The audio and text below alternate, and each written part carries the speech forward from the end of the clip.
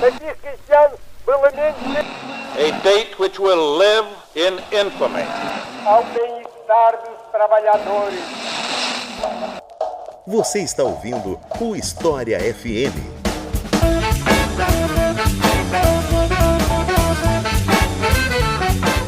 Salve, ouvintes do História FM, bem-vindos a mais um episódio do podcast Leitura Obriga História. Eu sou Iclis Rodrigues e hoje vamos falar sobre racismo estrutural. Se você usa redes sociais, com certeza você já ouviu falar sobre isso, mas o quanto você sabe sobre isso e o quão importante é esse assunto é o que faz que esse episódio esteja existindo. E para falar sobre ele, eu chamei uma das pessoas que é referência no assunto do Brasil e que me deixa muito feliz de estar aqui hoje, Silvio Almeida. Então, Silvio, por favor, se apresente para o pessoal que está ouvindo. Olá, é um prazer estar aqui entre vocês, é um prazer estar aqui no Leitura Obriga História, que é um podcast que eu acompanho, um dos podcasts que eu sigo e que tem sido muito importante também na minha formação. Então, para mim é um grande privilégio estar aqui nesse momento. Meu nome é Silvio Almeida, como já foi dito aqui, eu sou professor, sou advogado, sou pesquisador, também sou presidente do Instituto Luiz Gama, que é uma organização não governamental que tem como objetivo fundamental a promoção dos direitos humanos, prestação de assessoria jurídica para os grupos sociais que são vulneráveis, podemos dizer dessa maneira, e é isso que eu tenho feito ao longo dos anos. Sou também escritor, tenho escrito alguns livros nos últimos anos, e o meu último livro é Racismo Estrutural, como foi dito aqui. Então, é um grande prazer poder, nesse momento, me dirigir aos ouvintes desse podcast. E conosco aqui também, participando da entrevista, está Luana Jales, que quem assistiu a Leitura Obriga História, o canal no YouTube, conhece muito bem, mas para vocês que conhecem a gente só pelo podcast, é justo que eu passe a palavra para a Luana se apresentar para vocês. Oi, pessoal. Como o Iclis falou, quem conhece o canal, eu tô ali apresentando o quadro Mulheres na História. Tô afastada há um tempo já, mas vim aqui porque eu fazia questão de estar na entrevista do Silvio Almeida, que é alguém que eu admiro muito. Eu sou historiadora e estudo principalmente História das Mulheres, mas vim aqui para participar dessa entrevista. Então é isso. Vamos falar um pouco mais sobre esse assunto depois dos comerciais.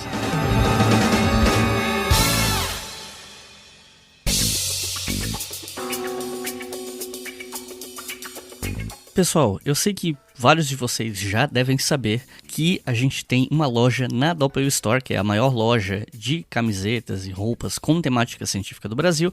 A gente tem lá a nossa loja com camisetas exclusivas do Leitura Obriga História. Mas eu vim aqui para dizer para vocês o seguinte: esse episódio está saindo oficialmente no dia 16. Nossos apoiadores já ouviram antes, mas oficialmente dia 16. Do dia 20 ao dia 30 de novembro, aqui de 2020, a Doppel Store vai estar com a Black Friday aberta. E aqueles de vocês que faz tempo que estão de olho nas nossas camisetas, estão a fim de comprar, ou mesmo outras camisetas na Doppel, porque tem várias camisetas de várias áreas das ciências, tem toda a linha de camisetas das mulheres na ciência, tem outros parceiros, tem o canal do Pirula, o Sábado Qualquer, enfim, tem muita coisa lá. E qual é a promoção de Black Friday? Se você colocar 6 itens no carrinho, e aí pode ser camiseta, vestido, moletom, máscara, saia, qualquer coisa, qualquer produto da Doppel. Se você juntar lá 6 itens no carrinho, você ganha 40% de desconto em todos os itens do seu carrinho. Ou seja, é quase metade do preço. Você pode comprar tudo isso para você, mas também você pode juntar família, pode juntar amigos para fazer uma compra coletiva e economizar, tanto no frete quanto no próprio preço dos produtos. Então imagina só, você tem um grupo aí de 5 amigos, você junta com a galera, cada um compra uma camiseta e vocês vão pagar 60% do valor total, mais o frete. Então pensa, vai sair muito mais barato. Então é a hora de você adquirir as camisas com o melhor preço possível na nossa loja, na Doppel Store. Então acesse doppelstore.com.br. Então aproveita, sério, porque as promoções de Black Friday da Doppel são as promoções com o melhor desconto que vocês vão conseguir na loja. Depois dessa, só no que vem. E se você comprar alguma das nossas camisetas lá na Doppel, bate uma foto, manda pra gente lá no Twitter, @obrigahistoria. Eu quero ver vocês usando nossas camisetas, porque é um negócio que me enche de orgulho. Inclusive, a gente está preparando uma estampa nova que eu acho que vocês vão gostar. Ou pelo menos, quem gostou da camiseta Médio Marx vai gostar dessa também. Aguardem e confiem. E, agora há pouco eu falei que nossos apoiadores puderam ouvir esse episódio primeiro, né? Então, eu queria agradecer aos nossos novos apoiadores, como eu venho fazendo tradicionalmente aqui no História FM. E nossos novos apoiadores e apoiadoras são Márcio Silva, André Souza, Pedro Filho, Marcelo Barreto, Caio Fabrício, Walter Drummond, Arthur Alves, Dana Ferreira, Anderson da Silva, Juliano G, Arthur Castro, Aide Brito, João Aranha, Lucas Santos, Itabajara Júnior, Leandro Góes, Gabi Sobral, Rodrigo Maia, Denis Fraga, Bruno Silva, Kelly Alonso e Paulo de Tasso. Muito obrigado, pessoal, por todo esse apoio. São vocês que financiam isso aqui. Esse episódio hoje existe por causa de vocês. E se você que está ouvindo ainda não colabora conosco e quer começar a colaborar, acesse apoia.se/obrigahistoria. A partir de R$2 por mês você financia todos os podcasts do selo. Não só o História FM, mas também Colunas de Hércules, o Estação Brasil, o História Economia e o História Noturna. E como eu disse algumas vezes por aqui, ano que vem tem mais. E com R$5 por mês você já pode ouvir os episódios da maioria desses podcasts com antecedência lá mesmo no mural do Apoia-se. Corre lá e colabora para manter esse projeto educacional gratuito no ar. E agora, vamos para o episódio.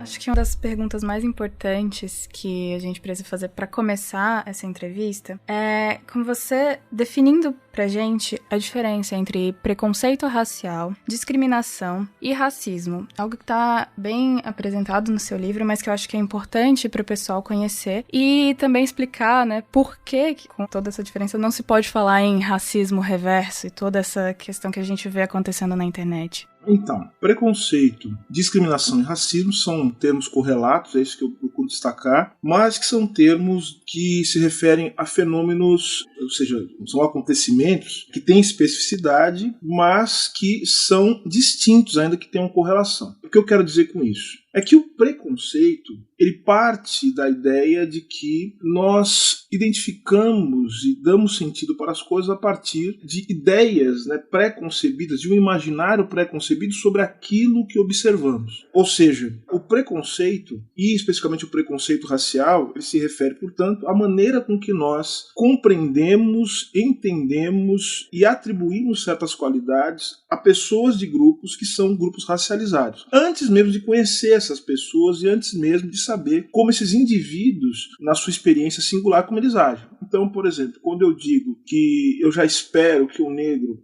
faça determinadas coisas ou deixe de fazer porque é negro, porque os negros em geral fazem isso, ou então, mesmo atribuindo qualidades, como eu digo o seguinte, determinadas pessoas, por pertencer a determinados grupos racializados, são mais aptos a certas atividades, como por exemplo matemática. Parece até inclusive que o preconceito atua de maneira positiva sobre a vida de algumas pessoas, mas na verdade o preconceito ele sempre tende a ser negativo, no sentido de que ele vai limitando as possibilidades de ação das pessoas por conta desses pré-julgamentos sobre o seu comportamento. Mas veja só, eu quero chamar a atenção porque a gente falou de preconceito racial. Se a gente está falando de preconceito racial, é que esse preconceito ele já tem que estar de alguma maneira ancorado na ideia de que existem raças. Então isso é importante para a gente continuar a falar sobre isso. Então, a gente tem que partir da ideia de que o preconceito racial ele só é possível se existir uma pré-concepção sobre a existência de raças. Tá? Então esse é o primeiro ponto. Já a discriminação é mais do que um imaginário. A discriminação ela já é um ato de poder. Discriminar exige a possibilidade de você separar, de você interferir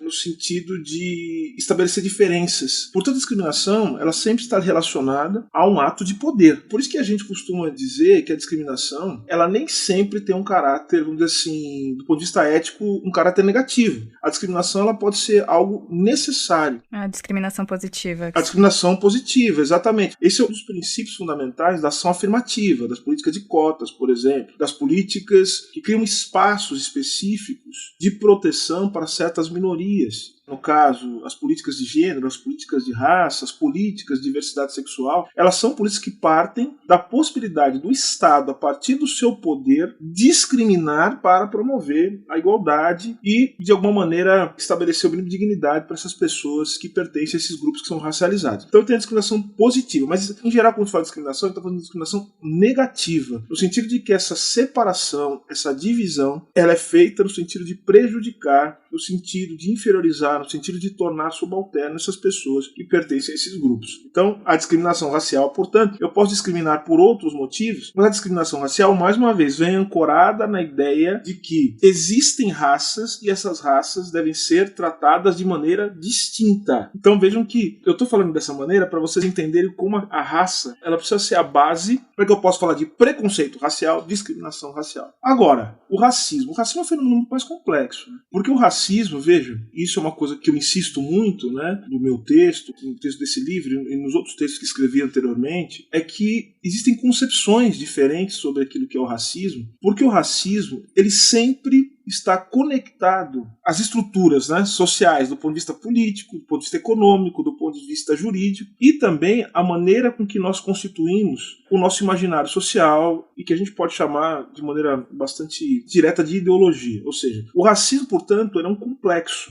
e, portanto, há uma disputa sobre os sentidos do racismo. Então eu costumo dizer o seguinte, aqueles que geralmente associam diretamente racismo com preconceito, porque veja, isso é muito comum entre os liberais, vejam só, eles reduzem o racismo a preconceito, eles falam de preconceito racial, inclusive uma resistência muito grande de falar a palavra racismo. Preconceito. Por que o preconceito? Porque o preconceito ele é reduzido pelo discurso liberal a um fenômeno de natureza psicológica. Então parece que é uma forma distorcida de ver o mundo, é como se as pessoas, se tiverem acesso à razão, se iluminarem, se forem capazes de se conectar com o universal e com o conhecimento científico, racistas deixarão de ser. Então essa é a ideia que está embutida nessa concepção que eu chamo de individualista do racismo, que muitas vezes reduz o racismo a preconceito ou o racismo a um ato criminoso. Mas vejam, o racismo não é isso. Então vejam que por trás dessa concepção individualista, o que eu tenho? Eu tenho também a ideia de que a política ela se organiza a partir da liberdade individual, que os indivíduos de alguma maneira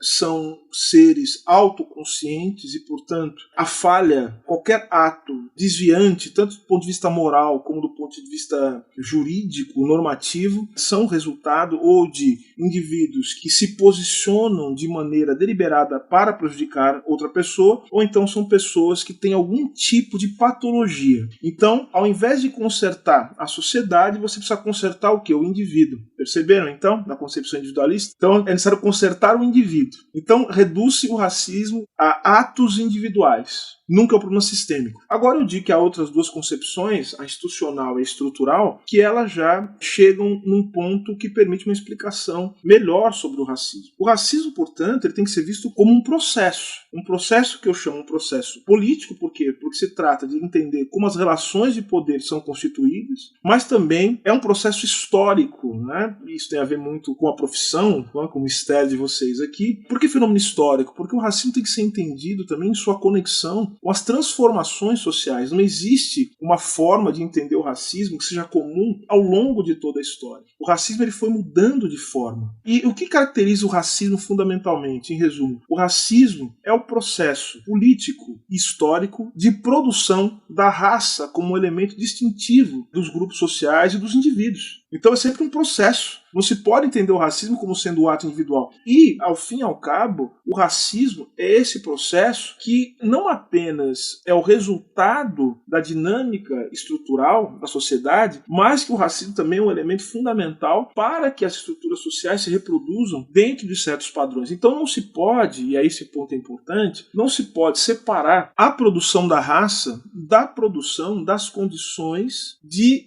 reprodução do capitalismo, né? Isso é muito importante dizer, tá? Então, se o capitalismo, portanto, a sociedade capitalista, a gente sabe que capitalismo não se reduz apenas à troca mercantil, é mais do que isso, é uma troca mercantil determinada, é a troca mercantil, assim, do ponto de vista da sua reprodução prática, é a troca mercantil, é uma sociedade determinada pela troca mercantil, uma sociabilidade determinada pela troca mercantil, é um modo de produção que, portanto, abrange não apenas as práticas econômicas estrito sensu, mas abrange também toda uma configuração social e que implica, portanto, pensar como as instituições elas se conectam com esse processo que na sua base é a circulação mercantil, como as subjetividades são forjadas para funcionar dentro de uma sociedade cuja lógica se dá a partir da troca mercantil, e como essa troca mercantil ela não é igual às outras formas históricas em que isso aconteceu. É uma troca mercantil determinada predominantemente pelo trabalho assalariado. Isso é importante dizer. Então, é necessário que haja uma certa amarração jurídica, no sentido de entender o jurídico aqui como sendo uma relação entre pessoas que são proprietárias da sua força de trabalho, portanto, e, portanto, têm consigo a liberdade e a igualdade do contrato como um ponto central da sua relação. E, portanto, a questão racial, ela entra de maneira muito importante a partir do momento em que ela estabelece a configuração do ponto de vista concreto desse movimento histórico. Então o racismo, que está na origem da sociedade contemporânea, né, desde o processo colonial, aquilo que Marx chamou de acumulação originária, ele muda de forma, ele tem plasticidade, ele vai tomando novas formas. Ou seja, se você teve o colonialismo, teve o racismo científico no Brasil, depois você tem, com a configuração da sociedade industrial, o racismo ele muda de forma. Costumo até dizer, entendam o que eu vou dizer agora, eu chamo de racismo inclusivo, né, no sentido de que você, uma sociedade industrial, você traz os negros para o interior desse processo, por conta da necessidade de formação do mercado, mas numa posição subalternizada. Então a raça vai ser fundamental para definir a política salarial, para naturalizar a política salarial e justificar também o modo com que vai haver a extração do mais valor. Então veja como a raça funciona. E no neoliberalismo isso muda também, a raça ganha uma nova configuração. Então nós temos que entender isso, a raça como um processo. Por isso que não dá para falar de racismo reverso, e essa foi a sua pergunta, Luana. O racismo reverso é uma coisa, eu até brinquei no último artigo assim na Folha, no penúltimo acho, né? Racismo reverso é a cloroquina, sabe, dos racistas. É uma coisa que, sabe, não faz, não tem efeito, é uma coisa que só alimenta o delírio dessas pessoas. São pessoas delirantes. Então, por que o racismo reverso ele é uma coisa absurda? Porque o racismo é sempre uma relação de poder, a gente tem que pensar nisso, pra gente não cair na chave do preconceito. E o racismo também, isso é uma coisa que as pessoas não entendem, e é uma dificuldade, inclusive, de pessoas muito inteligentes entenderem isso, pessoas muito bem intencionadas e inteligentes. O racismo, ele não é apenas ideologia. Embora falar de ideologia, é falar também das práticas materiais que permitem a formação da ideologia. A ideologia é prática material. Só que essas práticas materiais só se reproduzem se houver uma tecnologia. O racismo ele tem duas dimensões, portanto, muito importantes. Uma dimensão tecnológica, portanto, quem disse isso muito antes de eu estar reproduzindo essa ideia foi Michel Foucault. Ou seja, o racismo é uma tecnologia do exercício do poder político, desde a formação do Estado moderno / contemporâneo. Os Estados contemporâneos se organizam. Por quê? Porque o Estado precisa estabelecer classificações dos indivíduos, dos grupos, métricas sociais. Ou seja, o exercício do poder exige, portanto, esse tipo de racionalidade tecnológica. E a raça tem um papel fundamental nisso. Só que essa racionalidade tecnológica ela tem que ser alimentada também por uma produção de um imaginário social que vai, portanto, fundamentar o uso dessas técnicas estruturadas do exercício do poder, que é a ideologia, a ideia de nacionalidade, pertencimento nacional, ou seja, quem é cidadão e quem não é, quem é imigrante e quem não é. Então veja como isso funciona de maneira fundamental para justificar e para tornar possível o exercício sistemático do poder pelo Estado contemporâneo, né, que alguns autores vão chamar de moderno por conta do processo da racionalização. Mas é isso, ou seja, racismo reverso não faz sentido, porque como relação de poder, os grupos racializados, eles não têm como impor de maneira sistemática um conjunto de desvantagens para outros grupos sociais que também são racializados, mas se encontram numa posição de superioridade, né, de maneira distinta. Então, ou seja, eu nunca vi nenhum branco dizer assim, puxa vida, eu perdi essa vaga porque eu sou branco. Ou seja, nossa senhora, eu tô péssimo porque o meu chefe hoje pediu pra eu encrespar o cabelo, que falou que o meu cabelo tava muito liso. Passei da porta do shopping com um cara negro, o alarme apitou de que poderia ter um roubo, o cara negro foi e eu fui parado porque eu sou branco. Puxa vida, me pararam. Você acredita que o segurança me parou só porque eu sou branco?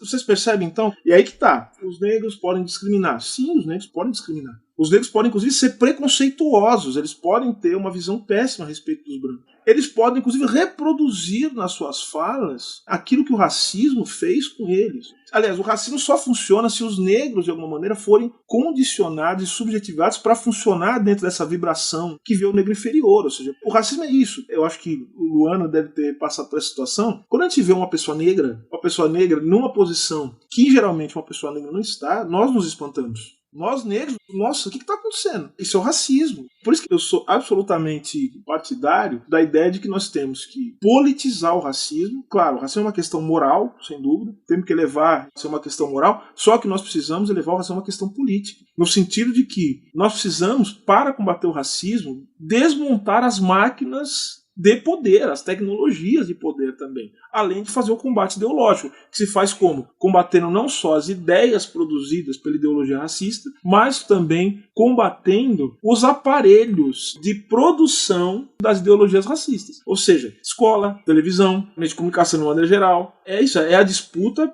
pelos aparelhos, né, que reproduzem em alto e bom som. Por isso que é o uso estratégico também das redes sociais. Só que a gente sabe qual que é o alcance disso. O podcast tem uma audiência, a rede social, a gente tem aquela impressão que tá todo mundo vendo. Só que assim, a vida não é o Twitter, né? ou seja, a gente fica, quando é professor, a gente fica durante 50 minutos falando para um aluno uma coisa, só que ele fica 7 horas na frente da televisão ouvindo outra coisa. Percebe então a diferença? Então, ou seja, a luta antirracista é uma luta pelo poder. A gente tem que ter apetite pelo poder também. Não dá para ficar nessa fantasia de que a gente vai combater o racismo, sei lá, conscientizando as pessoas. Uma pessoa de cada vez. Porque não é só desmontar a consciência, é desmontar também as emoções, o emocional. A gente tem que penetrar no inconsciente das pessoas. Ou seja, o racismo, ele cria as relações de poder, elas criam uma subjetividade que não apenas direciona a nossa forma de racionalizar o mundo, de compreendê-lo, mas também o racismo, ele cria também o nosso complexo emocional, a maneira com que nós nos sentimos diante do mundo. O racismo é um sentimento também, ele forja os nossos sentimentos diante do mundo. E por isso algumas propostas, por exemplo, que são importantes também, mas que têm que ser acopladas com propostas políticas. Ou seja, a proposta de ressignificação do que é ser negro, a proposta de você pensar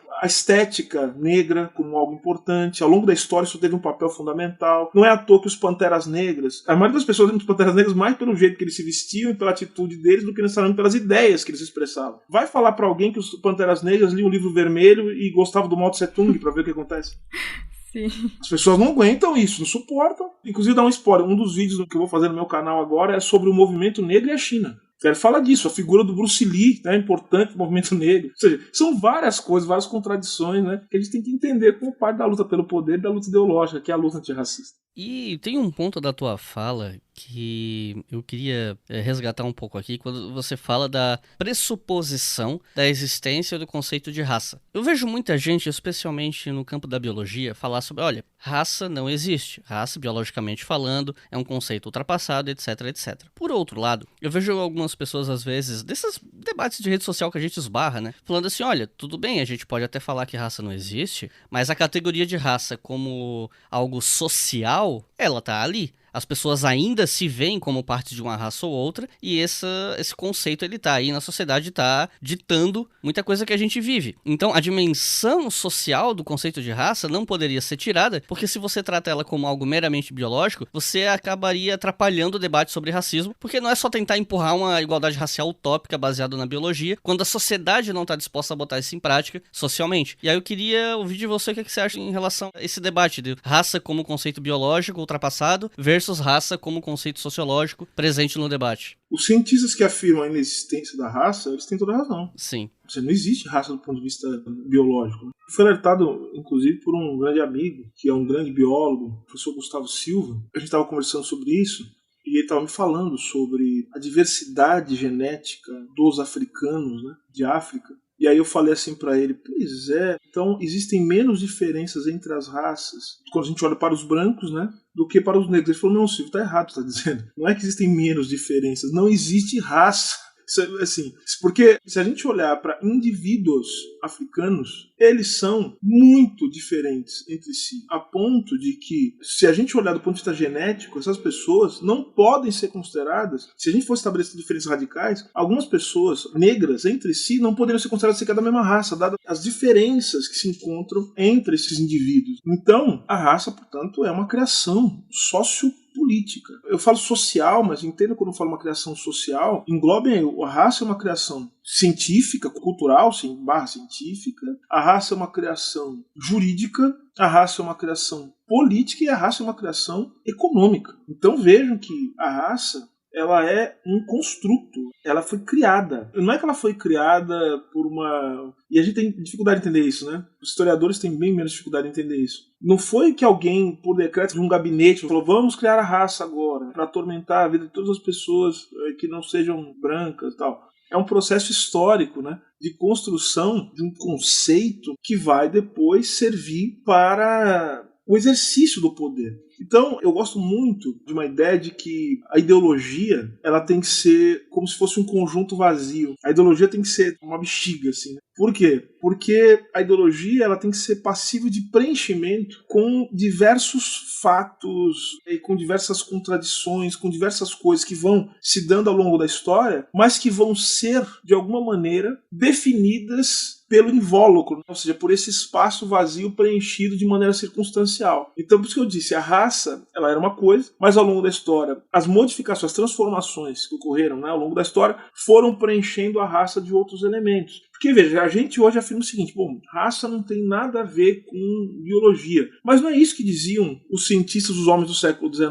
A raça muda de configuração também, a ideia de raça muda de configuração, inclusive na embocadura dos racistas. Claro, eles vão continuar tratando o aspecto biológico como um aspecto fundamental para determinar também o comportamento dos grupos e dos indivíduos pertencentes a esses grupos racializados, só que eles já vão inserir um elemento cultural, dizer que, na verdade, a cultura dessas pessoas, a religião, eventualmente por elas professada, a maneira com que elas vivem, são fatores determinantes da raça, independentemente da cor da sua pele. Então veja que a raça ela tem que ser esse conjunto vazio, passivo de preenchimento pelas circunstâncias do poder. Isso é muito importante. Então, ou seja, do ponto de vista biológico não existe. Do ponto de vista político, a raça ela é um fator determinante para entender a sociedade contemporânea. Uma outra questão que está relacionada ao tema, que na época que o Carlos Decotelli foi nomeado ministro da Educação, eu lembro de ter lido um tweet seu, se manifestou a respeito, né? Muita gente estava pontuando o fato do ministro ser negro. E eu vi algumas discussões que, de um lado, cobravam uma autocrítica de setores progressistas, dizendo, olha, foi um governo de direita que colocou um ministro negro na pasta e tal. E outros pontuavam que ele era mais um exemplo de que o recorte de raça, que abre mão de outros fatores, ele é insuficiente para certas análises, enfim,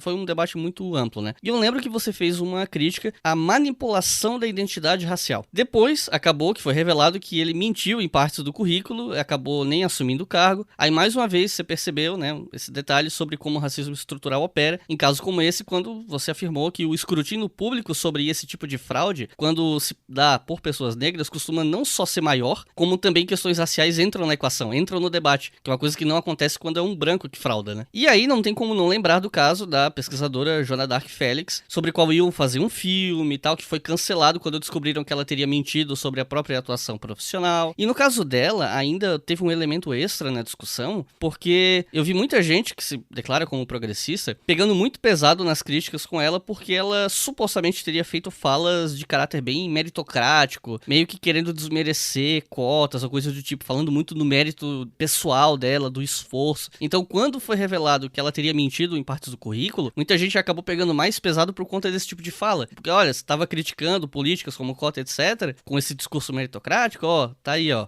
currículo com fraude, não sei o que. Então, eu queria que você comentasse um pouco mais pra gente. Qual era exatamente a tua crítica em relação a casos como esses, pro pessoal entender o X da questão? O cerne da minha crítica é a crítica à maneira com que a gente compreende a ideia a noção de identidade, né? Eu não canso de fazer referência a esse livro, porque eu acho que é um livro importante, que é o livro do professor da New School em Nova York, que é Assad Haider, né? Que é o livro Armadilhas da Identidade. Eu gosto desse livro, sempre cito, eu fiz o prefácio, inclusive fazendo algumas interpretações que remetem a pontos que nos dizem respeito especificamente aqui no Brasil. Mas eu acho o seguinte, se a gente acha que a representatividade, no sentido de entender que ter alguém que se pareça conosco em um lugar de poder é o objetivo fundamental da política, nós estamos sujeitos a uma série de armadilhas, porque a raça ela é uma armadilha. Como diz a Shirley Bember, né, com base em Frantz Fanon,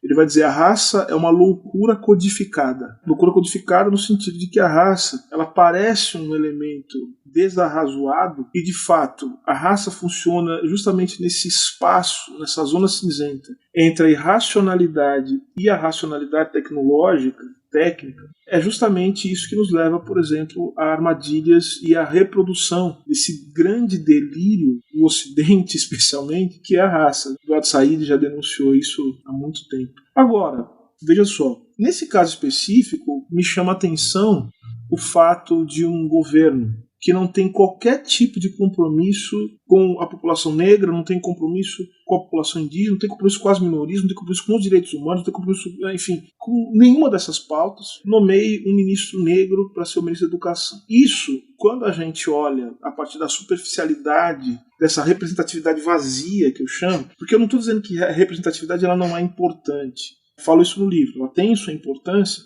mas desde que compreendida como parte de um projeto político que tenha como elemento fundamental a abertura de espaços de poder para que se possa atuar no sentido de desconstruir os elementos fundamentais que permitem ao racismo se reproduzir. Agora veja, me chama a atenção, num governo como esse, um ministro negro. Nós entramos aí em duas questões que eu acho que são importantes. A primeira delas, vamos falar de maneira macro, né, a questão geral da representatividade. É isso a gente cai, porque, na verdade, as pessoas ficam completamente perdidas porque uma parte, né, o espectro político que a gente chama de esquerda, reduziu, sim, a sua atuação, ou pelo menos não encontra horizontes para pensar o fenômeno político para além da afirmação e da reafirmação das identidades. Só que tem um problema, as identidades elas foram forjadas também pelos atravessamentos do mundo neoliberal. Então acho que é importante dizer isso. As identidades elas foram forjadas, enfim. Então a gente insiste muito acha que apenas a reafirmação da identidade ou o reconhecimento ele é suficiente para a luta política, nós vamos entender que parte daquelas pessoas, de nós mesmos, eu sou um homem negro, que estamos reivindicando um mundo em que a gente possa continuar vivo e respirar, um mundo em que as mulheres negras, como Luana, possam viver dignamente, nós vamos estar postulando simplesmente para que as características que nos fazem assim, que elas sejam reforçadas e plenamente reconhecidas. Só que nós não somos violentados pelo racismo cotidianamente, historicamente, porque nós não somos reconhecidos, único e tão somente. Nós somos atacados pelo racismo porque justamente nós somos identificados e colocados em um determinado lugar de subalternidade no mundo político. Então vejam que quando você tem como horizonte a identidade, a direita e a extrema-direita fazem esse tipo de jogo porque eles não têm compromisso nenhum com isso, e eles colocam uma pessoa ali com o intuito de calar os críticos, de provocar divisões dentro das hostes da esquerda. Começam essas acusações, que são acusações absolutamente superficiais, mas que revelam também um problema muito forte dentro do espectro político, das organizações do espectro político identificado com as pautas da esquerda, gera esse tipo de acusação, porque é uma coisa importante também. Vejam que as organizações de esquerda, elas abriram mão também de algo que é fundamental, que é o processo de formação dos seus quadros,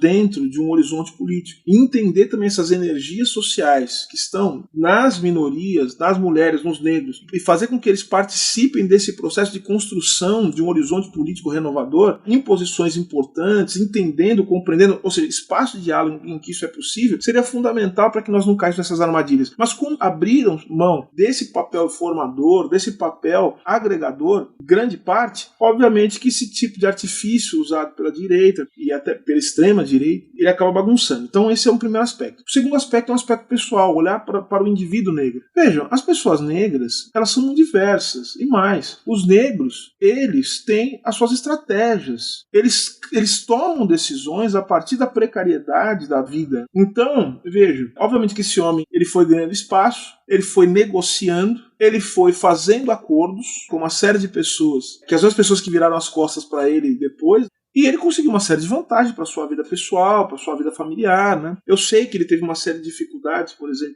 para estudar, enfim, para criar família, essa coisa toda. E ele tomou uma série de decisões, são decisões estratégicas. Ele racionalizou a trajetória da sua vida. É o que a gente costuma fazer nesse sentido. Agora, ele também pagou o preço por isso, porque, em resumo, falo muito sinceramente, o que um negro tem que fazer no governo Bolsonaro? E é isso. Ou seja, as pessoas também pagam pelas decisões que tomam. Não há lugar, não há espaço para o negro dentro de um governo Bolsonaro. E não há espaço para se pensar que um negro ele vai representar alguma coisa em relação às pautas históricas do movimento negro dentro de um governo Jair Bolsonaro. O governo Bolsonaro é um governo que tem que ser enfrentado pelos negros, e não um governo cujos negros têm que integrar. Isso é importante dizer isso. Então, acho que são essas conclusões. Ou seja, do ponto de vista macro, você tem esse uso da identidade. Só uma coisa que eu quero acrescentar, para a gente não cair no que eu tenho chamado de moralismo de esquerda, porque tem um moralismo de esquerda hoje, né, que fica trazendo todas as coisas para o plano. Tá vendo?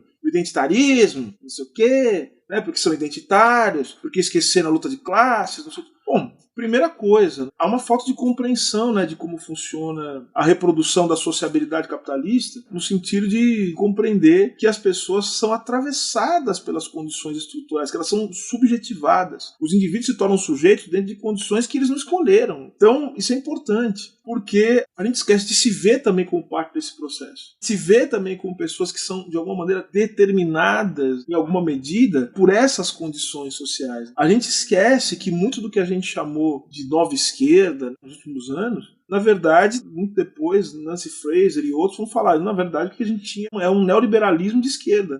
Então, essa é a verdade. Ou seja, são justamente o neoliberalismo antes da crise do neoliberalismo, que é o que a gente está vivendo hoje, que é o caminho da barbárie, ele se assentava justamente nesse discurso multiculturalista, nesse discurso universalista, nessa coisa toda, e no discurso da diversidade, né? Ou seja, as pessoas não querem falar de igualdade, elas querem falar de diversidade, que é uma coisa interessante, porque a igualdade exigiria não apenas pensar a igualdade no sentido da igualdade material, que é o que mais nos interessa aqui, ela exigiria não falar apenas da diversidade, exigiria falar, portanto, em como a gente muda as estruturas do mundo para que haja uma nova distribuição daquilo que é produzido pelo trabalho social, daquilo que é produzido pela sociedade como um todo. É uma discussão política, econômica. A gente entra em outras dimensões. E agora, a classe, ela tem uma dimensão racial que não pode ser esquecida. E a raça, ela tem uma dimensão de classe. Ou seja, as pessoas têm muita dificuldade de entender a relação dialética entre raça e classe. É uma relação dialética. E, portanto, ela tem que ser vista com muito cuidado, muita atenção. Eu ia falar que sobre esse ponto,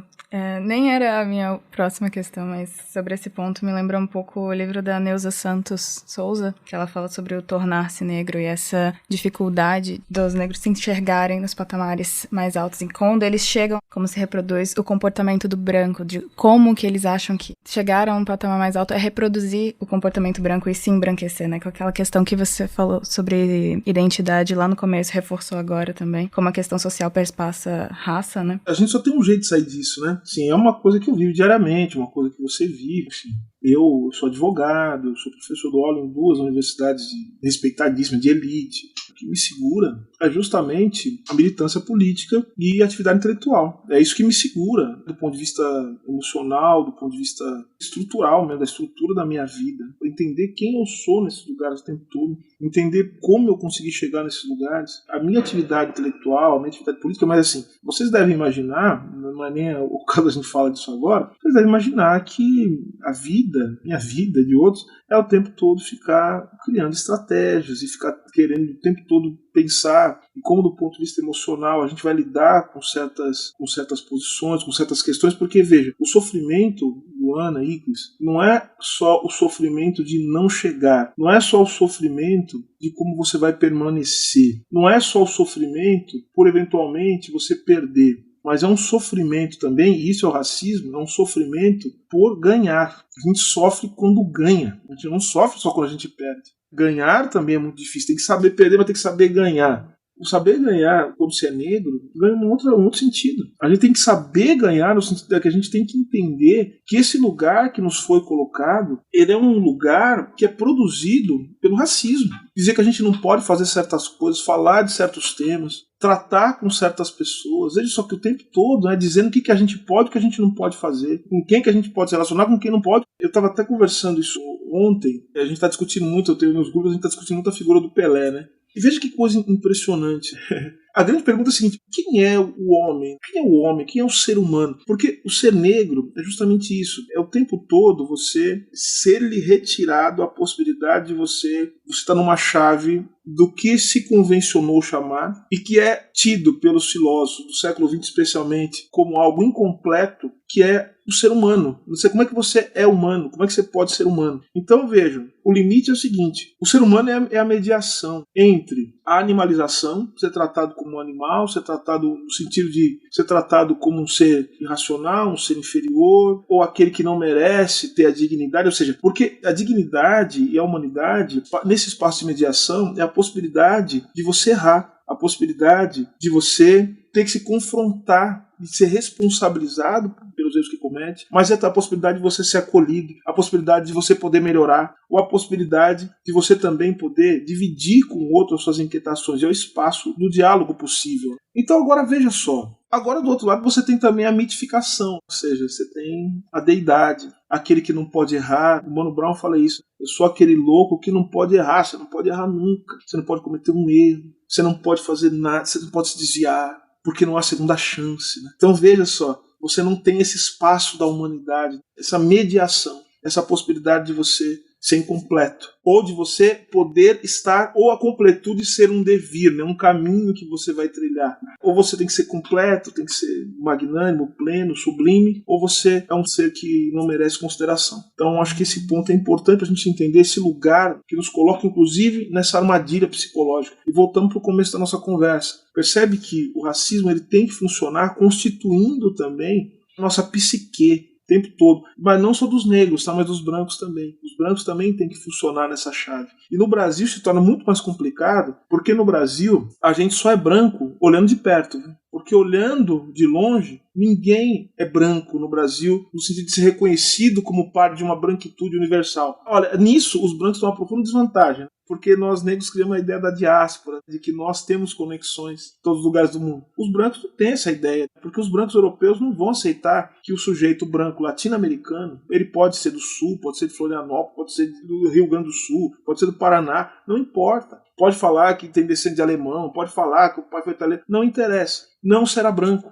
será latino e será tratado como tal. Vai aprender que é latino quando chegar lá nos Estados Unidos. Vai aprender que é latino quando chegar lá na Europa. Não será tratado da mesma maneira, entenderam? Então, ou seja, o branco também é uma construção do racismo. E a psique do branco também, obviamente, é constituída a partir desses atravessamentos estruturais. Isso é importante dizer.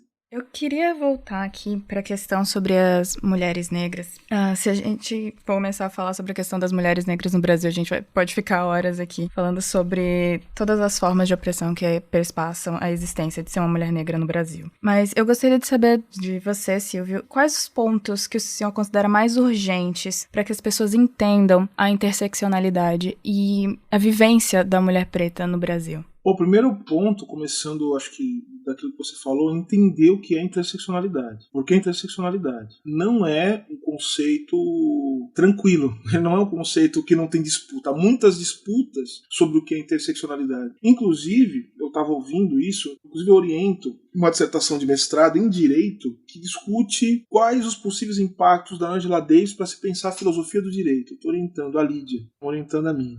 Está discutindo a filosofia do direito em Angela Davis, possibilidades. E aí ela colocou a Angela Davis como uma feminista, uma pensadora, sendo mais preciso, interseccional. E na banca houve uma série de contestações de uma outra mulher negra também, que eu admiro bastante, que é a Rosane Borges. Ela estava na banca e ela começou, olha, será que é mesmo? Será que a gente pode colocar a Angela Davis nesse lugar? Será que ela está pensando isso? O que é interseccionalidade? O que é a Kimberly Crenshaw ao falar disso? O que ela está movimentando? Patrícia Rucol está falando a mesma coisa? Ou seja, e há aqueles que vão dizer que a interseccionalidade é, sim, uma forma de concepção teórica da relação entre raça, classe e gênero. Outros vão dizer que se trata mais de um conceito que opera dentro de um contexto muito específico. Tanto que, em Kimberly Crenshaw, esse conceito ele surge a partir de inquietações jurídicas. Ou seja, como tratar a diferença que o sistema de justiça dá a casos que envolvam gênero, raça e classe. Como isso deve ser compreendido e entendido. Então, ou seja, é diferente você pensar a questão racial dentro de um contexto em que você tem um cruzamento, pensa num cruzamento em que a intersecção desse cruzamento dá a medida do que a gente poderia falar da constituição da mulher negra nesse lugar, dessa intersecção,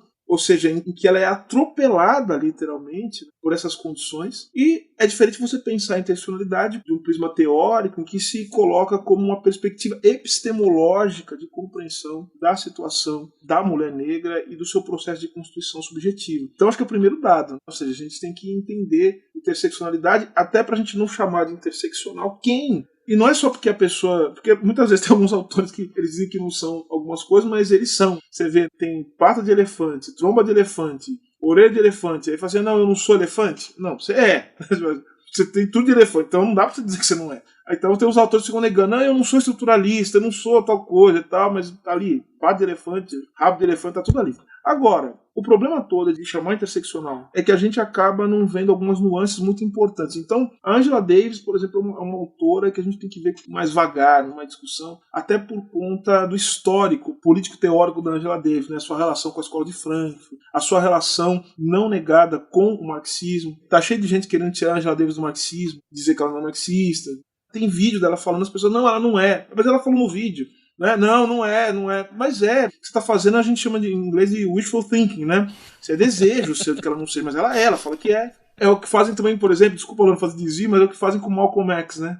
Eu prefacei um livro agora, que são os discursos que o Malcolm X ele proferiu entre 64 e 65. Foram os 2 últimos anos de vida dele. Aí o Malcolm X tem uma parte que ele fala assim, olha, todas as pessoas que eu vejo que não são racistas são pessoas que professam socialismo. Eu não me importa, eu quero lutar ao lado dos negros, dos brancos, não importa o que seja, e eu acho que os brancos têm que se somar à nossa luta, desde que eles não queiram nos pautar e dizer como a gente deve agir diante da opressão que nós sofremos. Ou seja, quem falou isso foi o Malcolm X, não fui eu que falei, percebe? Acontece muito isso. Então, a tua questão, a gente precisa, portanto, ter essa finesse teórica. E eu sou muito partidário da finesse teórica, dessa sofisticação, porque, veja, o Mano Brown falou isso numa entrevista que ele me deu. Ele falou isso, ele falou, nós racionais lutamos e fizemos o que nós fizemos para formar gente como você, Luan, como eu, né? Ou seja, para que nós pudéssemos filosofar, foi isso que ele falou. Ele quis abrir esse espaço, a luta política deles. Ao mesmo tempo, eles são resultado também de uma série de pensadores e pensadoras fundamentais que abriram a possibilidade para que nós pudéssemos contar as nossas histórias e também pudéssemos ser sofisticados, porque o racismo é muito sofisticado. Percebe? Então, que a gente está movimentando uma série de coisas para falar de racismo aqui. Então, o racismo não é uma coisa que se fala, como a gente costuma dizer na gíria, né? No joelho, sabe? Não é uma coisa assim. Não é um fenômeno simples, não é uma coisa tranquila, nem do ponto de vista emocional. A gente tem que estar preparado intelectual, política e emocionalmente para falar desse tema, para discutir esse tema em alto nível. Então não dá para ficar de brincadeira com essas coisas, ficar, sabe, fazendo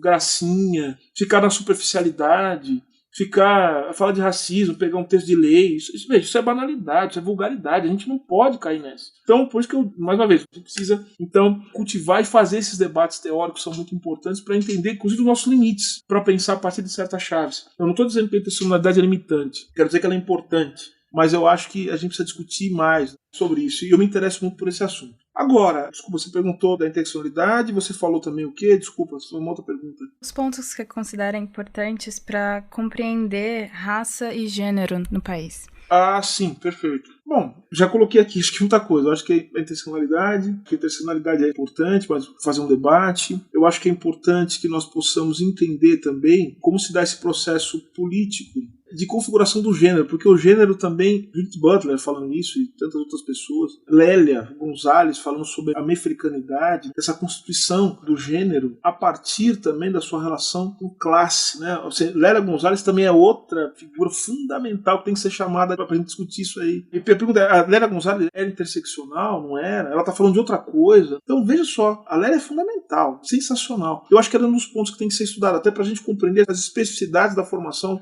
de gênero e raça dentro da configuração latino-americana e especificamente do Brasil. Ou seja, movimentar a ideia da mefricanidade. Somos americanos, latino-americanos, mas somos também africanos. Não se pode compreender a africanidade sem entender também a nossa relação com a América Latina, com os povos indígenas, com a cultura que se forja a partir da resistência e da luta. Então isso é central. Agora, do ponto de vista filosófico, teórico, gênero e raça são coisas que não podem ser separadas, Luana. Não podem ser separadas. Não se pode compreender o processo de construção da raça sem entender também as estratégias de formação do gênero como processo de dominação. Quem fala isso, eu cito isso no livro, é From Where e, veja, eles são companheiros, From Where e o Paul Gilroy. Hoje o Roy, no Atlântico Negro, ele fala na introdução, no início, os dois vão dizer o seguinte: a raça só é possível se houver um processo sistemático de dominação sobre o corpo das mulheres, porque é justamente o controle sobre a capacidade da mulher de gerar e com quem a mulher vai se relacionar é que vão dar sentido para o delírio da raça pura. Então vejam que nas experiências históricas, uma das primeiras coisas que se faz, vocês podem falar melhor do que eu, peguem, por exemplo, a Alemanha dos anos 30, peguem o que foi a segregação racial na África do Sul até 1994, peguem o que foi os Estados Unidos até 1960, 70, né? Enfim, vejam o que foi os Estados Unidos. A primeira coisa que tem que fazer, que eles fazem, é a proibição de relações interraciais. Ele precisa proibir, porque senão você bagunça a fantasia da raça pura. E no Brasil aconteceu uma coisa muito louca. Lendo um livro do Kent Maxwell, um artigo dele, ele cita muito rapidamente isso, mas o professor John Franks também, ele me deu uma direção. A gente conversou um pouco sobre isso. Aí eu quero desenvolvi isso num texto muito rápido que fiz. Que é o seguinte: no Brasil não se trabalhou, tal como nos Estados Unidos, a relação entre negros e brancos a partir de uma chave de supremacia, porque a supremacia branca é outra coisa. A supremacia é a ideia de que os negros e os brancos devem estar separados e os brancos devem conduzir a sociedade, a supremacia branca. E é isso que garante a integridade nacional. É isso. A supremacia branca é isso que se repete, por exemplo, no discurso hoje, né, de uma maneira muito específica, no discurso do presidente atual dos Estados Unidos. No caso atual, para quem vai ouvir esse podcast depois, é Donald Trump. Então você tem os povos supremacistas brancos, é outra coisa. Mas no Brasil, pelas condições específicas de formação nacional, né, veja que a gente faz um processo inverso nos Estados Unidos.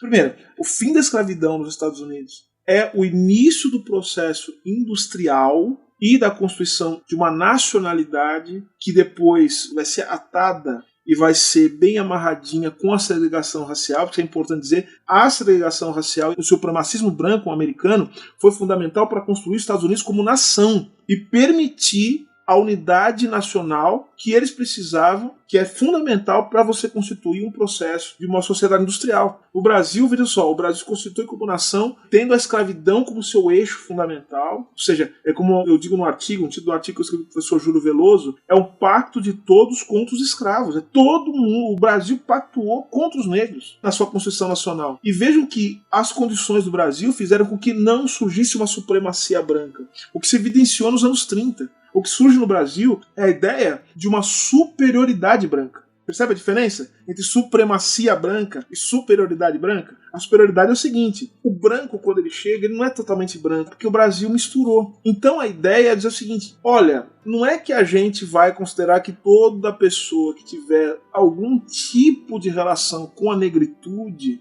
ou com os indígenas são pessoas que não podem estar na cabeça do poder. Mas essa pessoa vai ter que ser mais branca do que os seus elementos degenerados. Entenderam a diferença? Ou seja, não é que a pessoa que tem alguma coisa de negra não pode mandar, mas ela tem que ser mais branca do que negra ou qualquer outra coisa. O branco, quanto mais branco, melhor. É o jeito de lidar, portanto, com as condições específicas do país. Entenderam? Então, nesse sentido, que a gente tem que entender como a questão de gênero ela é central. Entender como as instituições políticas tentaram o tempo todo bloquear a mulher. Porque eu tenho uma orientanda, a Juliana Faleiros, que ela está escrevendo sobre isso, sobre como no Brasil o gênero foi politicamente construído. Como o Estado brasileiro ajudou a construir também as relações de gênero e, portanto, de raça. Qual o lugar da mulher negra do ponto de vista político, entendendo como o resultado e como produção de espaço e de poder pelo Estado brasileiro, pelas instituições estatais no Brasil. Então, ou seja, gênero e raça têm que ser entendidos na relação dialética que tem um com o outro. Portanto, me incomoda muito, Luana, e ser muito sincero, quando a gente tenta separar essas coisas ou então juntar de maneira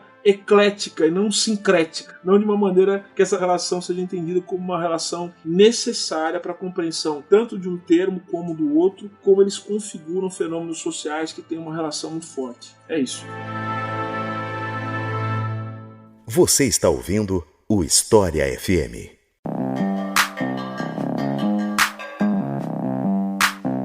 Bom, Bom, quando a gente fala de racismo no Brasil, especialmente em um país que tem uma taxa de violência urbana tão alta, a gente não pode deixar de falar sobre essa questão da violência urbana e repressão policial. Não é de graça, né, que se cunhou a ideia de genocídio negro para falar sobre o assassinato sistemático de pessoas negras em periferias, muitas delas inclusive crianças, que vez ou outra aparece mais uma história na mídia de uma criança que foi acertada por uma bala perdida num tiroteio, uma coisa assim, e aí rola uma comoção, mas ao mesmo tempo tem uma normalização, aí segue adiante, outra pessoa morre e cria essa grande angústia que é isso está acontecendo. A gente fica bestializado ao mesmo tempo que algumas pessoas normalizam. Então eu até podia fazer uma pergunta mais específica sobre isso, mas como é um assunto amplo e diria delicado também, eu preferi deixar mais em aberto a questão. Então eu queria te perguntar o que é que você acha que é importante para quem está tendo contato com essa discussão sobre a própria ideia de genocídio negro ou sobre a questão da violência urbana. O que você acha que é fundamental falar sobre isso? Das muitas coisas, né? Eu acho que é fundamental, na hora que a gente fala sobre violência urbana, e você acho que já deu uma série de pistas, né? Quando você insere a questão racial como um elemento determinante disso. Essa resposta vai ser bastante breve, porque eu acho que vários elementos aí acho que são bastante evidentes. Mas assim, naturalização e normalização da morte no Brasil. Não dá para deixar de pensar que a naturalização e a normalização da morte no Brasil se devem ao racismo, né? Ao racismo estrutural. Ao racismo que estrutura as relações raciais no Brasil, que cria, portanto, uma noção, ou seja, uma ideia de que existem corpos sem valor, ou que têm menos valor, ou que são matáveis, ou cuja morte não deve causar transtorno, ou seja, cujo corpo estendido ele só atrapalha o tráfego, de tal sorte que a gente só precisa retirá-lo do lugar para que as pessoas possam continuar a sua vida. Então é um processo em que o racismo ele atua de maneira muito importante. Agora, outro ponto, você falou de violência cotidiana, é que as pessoas não morrem apenas pelas mãos do Estado, embora o Estado tenha um papel fundamental na produção direta da morte, por meio das instituições policiais e a sua ação evidentemente orientada e conformada pelo racismo. As pessoas se matam entre si também, que é algo que a gente deve levar em consideração. Esse horror, as pessoas se matam entre si. Elas se matam porque existe, dentro das condições precárias, a partir dos quais os territórios, e falar de território é importante, porque o território é o lugar de produção das condições da vida, não existe raça sem território, tá? É importante. A raça tem que ser produzida dentro de um espaço político, produzida e reproduzida. E esse espaço não seria reproduzido sem a ação do Estado ou a omissão do Estado também. Então vejam que a vida precária ela vai também fazendo com que a violência ela se torne um lugar comum, uma linguagem de resolução dos conflitos dentro de certos territórios. O que não significa dizer que não há resistência, que não há luta dentro desses territórios, em que as pessoas não tentem subverter essa prática. Mas existe sempre um papel desorganizador por parte de certos setores da sociedade, por parte do próprio Estado. E falo também, e é importante falar também do papel dos meios de comunicação na produção também dessa ideologia ou dessas imagens que tornam a morte, especialmente do corpo negro, algo comum. Então, Icles, eu responderia a sua pergunta dizendo que um elemento fundamental que explica a violência urbana e que é negligenciado, muito negligenciado, é o racismo. E acho que pegar dois eventos históricos que eu acho que são importantes para entender o processo de normalização da violência, eu acho que é a escravidão. A escravidão que vai ser fundamental para forjar as estruturas sociais que, mesmo sem a escravidão como dínamo da sociedade, o dínamo material e cultural da sociedade, vão continuar funcionando a partir do racismo também como uma forma de exercício do poder. Então você tem essa dimensão. Agora, depois, eu acho que a ditadura militar, o golpe militar 64, principalmente o golpe militar 64. O Brasil é um quinho de democracia, bem pouco, quase nada formal, cercado de ditaduras por todos os lados. Ditaduras, autoritarismo por todos os lados. Agora, a ditadura militar 64 ela foi determinante porque ela destruiu todas as possibilidades de uma inserção do Brasil do ponto de vista internacional e também uma construção do Brasil do ponto de vista interno que pudesse debelar essas determinações históricas do Brasil. Então, os anos 50 no Brasil, ou seja, os anos dourados, entre 46 até 63, até culminar na tragédia de 64, tem que ser fundamentais para entender essa junção, essa máquina que junta um autoritarismo presente no Estado e que agora ganhou a cabeça do Estado nas últimas eleições, vejam que os próceres da ditadura eles foram reavivados agora nesse novo governo, e aí você tem também essa junção com essa máquina, que é a máquina do racismo e que faz com que o Brasil ele se veja impossibilitado, inclusive de se contrapor a certas pautas econômicas, porque falta democracia dentro do Estado autoritário. Toda mobilização é tratada com a linguagem da violência, que é normalizada pelo racismo, a gente não tem condições de se contrapor a pautas econômicas como as pautas que querem destruir a proteção social mínima que o Estado brasileiro fornece. Então o racismo ele vai tomando forma dessa maneira. A pandemia da Covid-19, como ela tem sido muito destruidora, mas ela tem sido bastante pedagógica no sentido de nos mostrar de maneira evidente como no Brasil as vidas não têm valor, as vidas negras não importam, não têm valor. Então isso tem sido muito evidenciado pela pandemia, e eu acho que isso é possível também por conta de uma sociedade em que os negros não valem nada. Até se relacionando a isso, a violência contra o povo negro. Existem várias formas de violência, a gente sabe, não que se apresenta fisicamente, mas é também perseguição cultural em relação à religião. E a gente tá vendo, nesse momento, uma comercialização maior do funk, de outros elementos que saíram, que vêm do meio negro, passando por um branqueamento, e assim como a popularização das religiões de matriz africana, que também estão passando por uma forma de popularização, mas também sendo branqueadas. E eu gostaria de perguntar como você vê essa perseguição ou até o racismo em relação à cultura e à religião no Brasil, a parte do que é relacionado ao povo negro, como que isso opera como uma forma também de controle. Como eu falei, o racismo ele é um processo de dominação, e a dominação ela implica também na destruição das possibilidades dos dominados compreenderem que esse lugar de dominação e onde a violência é naturalizada não é o único lugar que lhes cabe, e não é o lugar de onde vieram, e não é a única possibilidade que eles têm de viver ou de reproduzir a sua vida. Então é necessário que o racismo ele destrua não apenas as possibilidades presentes, mas ele tem que destruir também as possibilidades futuras, e tem que destruir também tudo aquilo que poderia ser um passado fora da miséria e do horror do presente. Então destruir outras formas de se pensar ou de estar no mundo, ainda que do ponto de vista imaginário, e a imaginação, o imaginário é muito importante, você se colocar no mundo a partir de um outro lugar, um lugar em que você começa a contestar a ideia de que você é escravo, mas de que você começa a entender a ideia de que você foi escravizado. Sua condição de escravo é uma condição jurídico-política que pode ser transformada se a luta for feita. Aliás, o movimento abolicionista, eu tenho um amigo meu, o Júlio Veloso, que ele diz o seguinte, o historiador, meu parceiro, ele fala assim, que se a gente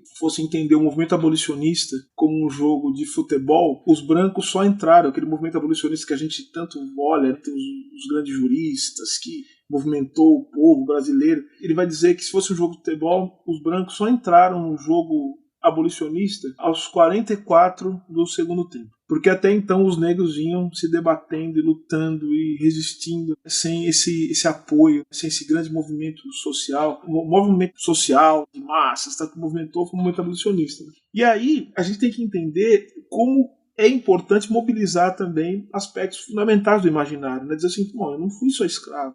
Eu sou escravo, eu fui escravizado e lutei contra isso. Mas como é que era meu mundo antes para eu poder ter uma referência? Então, as religiões norte-africanas elas são elementos perturbadores dessa ordem do racismo. Primeiro que elas nos colocam na posição de sacerdotes, primeiro que elas nos colocam na posição de pessoas que ritualizam, nos colocam na posição de pessoas que organizam a sua vida, de pessoas que têm um passado, de pessoas que têm uma relação com o divino que não é pautada única e exclusivamente pelo cristianismo. Ou seja, nossos deuses são negros, nossos deuses, primeiro que eles se manifestam, isso é muito perigoso, vejam, deuses que se manifestam na corporeidade, ou seja, não existe distinção entre essa distinção muito própria do mundo ocidental, que é a distinção entre corpo e espírito, não existe essa distinção, tanto que no candomblé especificamente, você não fala em receber santo, você bola no santo, ou seja, você bola, o que significa que, na verdade, a orixalidade ela está consigo. O orixá, portanto, é uma dimensão da sua própria composição enquanto ser terreno, se manifesta nas coisas do seu mundo. Então, vejo que isso é muito perigoso, porque se você tem essa dimensão da orixalidade da guerra, significa então que você pode, dentro de si, você carrega um ancestral, o orixá é ancestral, e ele lhe configura de tal sorte que você pode, qualquer hora, estar virado no Ogum, né? Então o sujeito vai chegar perto de você e fala, bom, peraí, cebola e Ogum a gente sabe o que faz. Ou seja, ele corta a cabeça e ele não deixa um vivo. Por isso a música de Jorge Benjor, quando ele fala de zumbi, veja sua figura, fala assim, Angola, Congo, Benguela, ele vai estar dizendo assim, eu quero ver quando o zumbi chegar. O zumbi vai chegar. O zumbi é senhor da guerra, é senhor da demanda. Quando o zumbi chega, ele é quem manda. Você notou o que acontece? Você mobilizar uma coisa dessa é muito perigoso. Então é necessário destruir também a cultura, destruir as nossas possibilidades de se pensar dentro da guerra, mas lutando pela própria liberdade. É fundamental também você perseguir a cultura negra e destruir as escolas de samba. Você tem que destruir as escolas de samba. As escolas de samba, eles quiseram fazer isso, né? Transformar em território, regular as escolas de samba, transformar as escolas de samba em lugar de branco. Veja só, são os brancos que presidem as escolas de samba, que não as escolas de samba. Só que quem faz o samba e quem torna o samba possível, quem cria o samba dentro das comunidades, são os negros. Então é necessário destruir isso. Então, como uma Mangueira em 88 desfila, a escola de samba tem um comando subversivo, não tem jeito. Porque você chega num desfile, aparece na televisão e aparece no desfile, falando da morte da Marielle, falando de um Brasil, que é um Brasil que luta pela diversidade sexual e luta pela libertação das mulheres, em que as mulheres são protagonistas. Veja que a escola de samba ela subverte essa lógica. A escola de samba se torna possível graças às estratégias de uma mulher preta, a tia Ciata, que faz o samba. E a tia Ciata faz o samba não só porque ela é uma mulher que tem a consciência da importância cultural. É também, mas ela faz porque ela consegue, muito jeitosamente, lidar com as autoridades que queriam criminalizar o samba. Então todo mundo comia na onda da tia Ciata. Ou seja, é uma mulher de estratégia, de inteligência, que nos ensina muito. Então a gente precisa estudar isso aí, né? Para entender como é que essas pessoas sobreviveram e nos permitirem viver hoje enquanto pessoas negras. E não só pessoas negras, tá? Como brasileiros, tá? Eu coloco uma importância maior. Essas pessoas nos ensinaram como brasileiros, como nós podemos sobreviver ao Brasil. O Brasil institucional é um horror para quem é pobre, para quem é preto, para quem é trabalhador. E veja que as pessoas negras nós conseguimos criar as estratégias. Então tem que destruir as escolas de samba. Você veja a força de uma Mangueira falando em 88, o negro samba, o negro joga capoeira, ele é o rei da verde rosa da Mangueira. Aí alguém fala assim, sonhei que o zumbi dos palmares voltou, a tristeza do negro acabou, foi uma nova redenção. Senhor, ai Senhor, é a luta do bem contra o mal, que tanto sangue derramou contra o preconceito racial. Então você veja, isso é muito pesado. Você está mobilizando, portanto, uma condição não subalterna do negro. Então é necessário destruir a religião norte-africana. Por quê? E aí eu entro no último ponto, que é fundamental. Se você não tem passado, e se você está fixado no puro presente, na pura facticidade, então eu estou mobilizando aqui um autor que é o Sartre, né, que eu gosto muito, assim, a facticidade, você não tem espaço para negação. Porque a religião norte-africana, o samba, e até o drible, no caso do futebol, que para nós também é muito importante, apesar de algumas pessoas não gostarem, mas tem. É importante, porque esse espaço vazio, essa fresta, é o que o Sartre chamaria, portanto, para si. É a negatividade. É quando a gente olha para o presente e fala assim, não é isso, tem uma fresta, eu quero negar o presente. Não é isso a minha vida. E quando você faz isso, sabe o que acontece? Essa fresta, ela abre uma dimensão do tempo que é o futuro. Abriu o futuro, porque o futuro é o ainda não. Mas ele tem que negar o presente. Eu não quero isso, eu quero outra coisa. Você abriu a prosperidade. É o afrofuturismo, a gente pode chamar assim. Você abriu a dimensão do futuro. Eu sou. É igual aquele episódio, vocês estão acompanhando, vocês têm séries, né? O episódio 7 de Lovecraft Country. Quando você tem aquela mulher negra que vem do futuro, o que ela pede para uma das personagens? O que ela tem que dizer? Ela tem que dizer I am, eu sou. Mas assim, o eu sou, quer dizer, ele não está aqui. O eu sou está lá. Por isso que eu tenho que reencontrar com os ancestrais. Estou dando uma dica de série aqui, né, Iclis? Lovecraft Country. Você tem que assistir com o papelzinho na mão. Porque é isso, ou seja, o meu futuro ele depende da minha conexão com os meus ancestrais. Ah, mas isso é muito exótico. Mentira, branco faz isso toda hora. Falando, eu vim da Itália, que eu vim não sei o quê, porque eu sei o que, meu parente veio aqui, aí vem a novela, La Terra Nostra, né? Vem no Subeiro de Nazi, dizendo com os mesenhos. Branco é especialista em ficar querendo se valorizar olhando para o passado. Por que a gente não pode fazer isso também? Esse é o ponto. Por isso que para nós é importante, né, a religião norte-africana, porque ela reconstrói o passado que o racismo tirou da gente, que a escravidão tirou, que o racismo dos brancos tira o tempo todo da gente também. Então a gente precisa ter essa noção. Ah, mas eu sou cristão. Não tem problema. Porque não é isso que está em jogo, não é a sua fé. É o respeito que você deve ter, porque eu tenho certeza que o sujeito fala assim, eu vim da Irlanda, não sei o quê. Você precisa, porque você é descendente de irlandês, cultuar os druidas. Ninguém tá falando isso pra você. Eu não quero saber dessas coisas, não, porque eu não tenho nada a ver com magia, não sei o quê. Mas não é isso que tá em questão. É o respeito que você tem à sua ancestralidade. Porque a primeira coisa, o cara é cristão, aí ele vai pra Inglaterra, fica louco pra ficar lá em Stonehenge, né? Ficar lá no meio. Não para, então, de perturbar nossa paciência. Gente em paz. Pode ser cristão. E outra coisa, ser cristão nos Estados Unidos é outra coisa. Eu nunca tinha ido. E eu sou um homem de religião africana, tá? Os meus fios de conta, mas, enfim, já sabe. Dia das Iabás. Sabe disso. Agora, olha só, eu nunca tinha ido. Esse ano eu fui num culto nos Estados Unidos, junto com o meu grande amigo, teólogo cristão, Ronilson Pacheco, que respeita a ancestralidade das religiões norte-africanas. Eu fui com o Ronilson numa igreja no Harlem. A hora que eu entro na igreja tem uma foto do pastor que ia fazer o culto junto com quem? Com Martin Luther King. Aí eu falei, bom, eu preciso ver o que é isso aí. Aí, assim, eu tô falando pra vocês, é impossível não se emocionar. Eu me vi uma hora no culto lá, chorando e tal. Mas, assim, emocionante. Vocês têm que respeitar esse ponto. Ou seja, a construção do negro se deu a partir de outro lugar. E o nosso, veja só, a construção do negro não tem jeito no Brasil. A gente passa pelas religiões matriz africanas. Não importa de onde você veio. Pode ser o que for. Passa isso pelo respeito. Ah, eu sou ateu. Tem um amigo meu que fala o seguinte, olha, ele fala brincando, né? Eu só sou macumbeiro para eu continuar sendo ateu. Ele fala brincando assim, porque é justamente isso. Assim. Porque é uma coisa que nos mobiliza a nossa luta, a nossa conexão com os ancestrais, é isso. E eu quero aproveitar o gancho da Lovecraft Country para falar sobre essa questão da representatividade, que é uma pauta que está muito em voga nos últimos anos. A gente já falou um pouco disso, mas eu queria ressaltar porque nós temos muitos exemplos na cultura pop que a gente pode mencionar, inclusive dos casos onde a representatividade trouxe reclamações, né? Então, por exemplo, a gente pode falar sobre a escalação de uma atriz negra para ser a Pequena Sereia, ou Michael B. Jordan sendo Tocha Humana no filme do Quarteto Fantástico dirigido pelo Josh Trank. Ou então a série Watchmen, que seria a sequência do quadrinho do Alan Moore, escalando um ator negro para interpretar o Dr. Manhattan, e todo um contexto por trás da história e tal, né? E aí, claro, vai aparecer aquelas pessoas falando, olha, a gente não pode pensar só na representatividade vazia, tem que pensar a questão do capitalismo se apropriando da representatividade como um elemento que vai gerar lucro. Mas, por outro lado, existe toda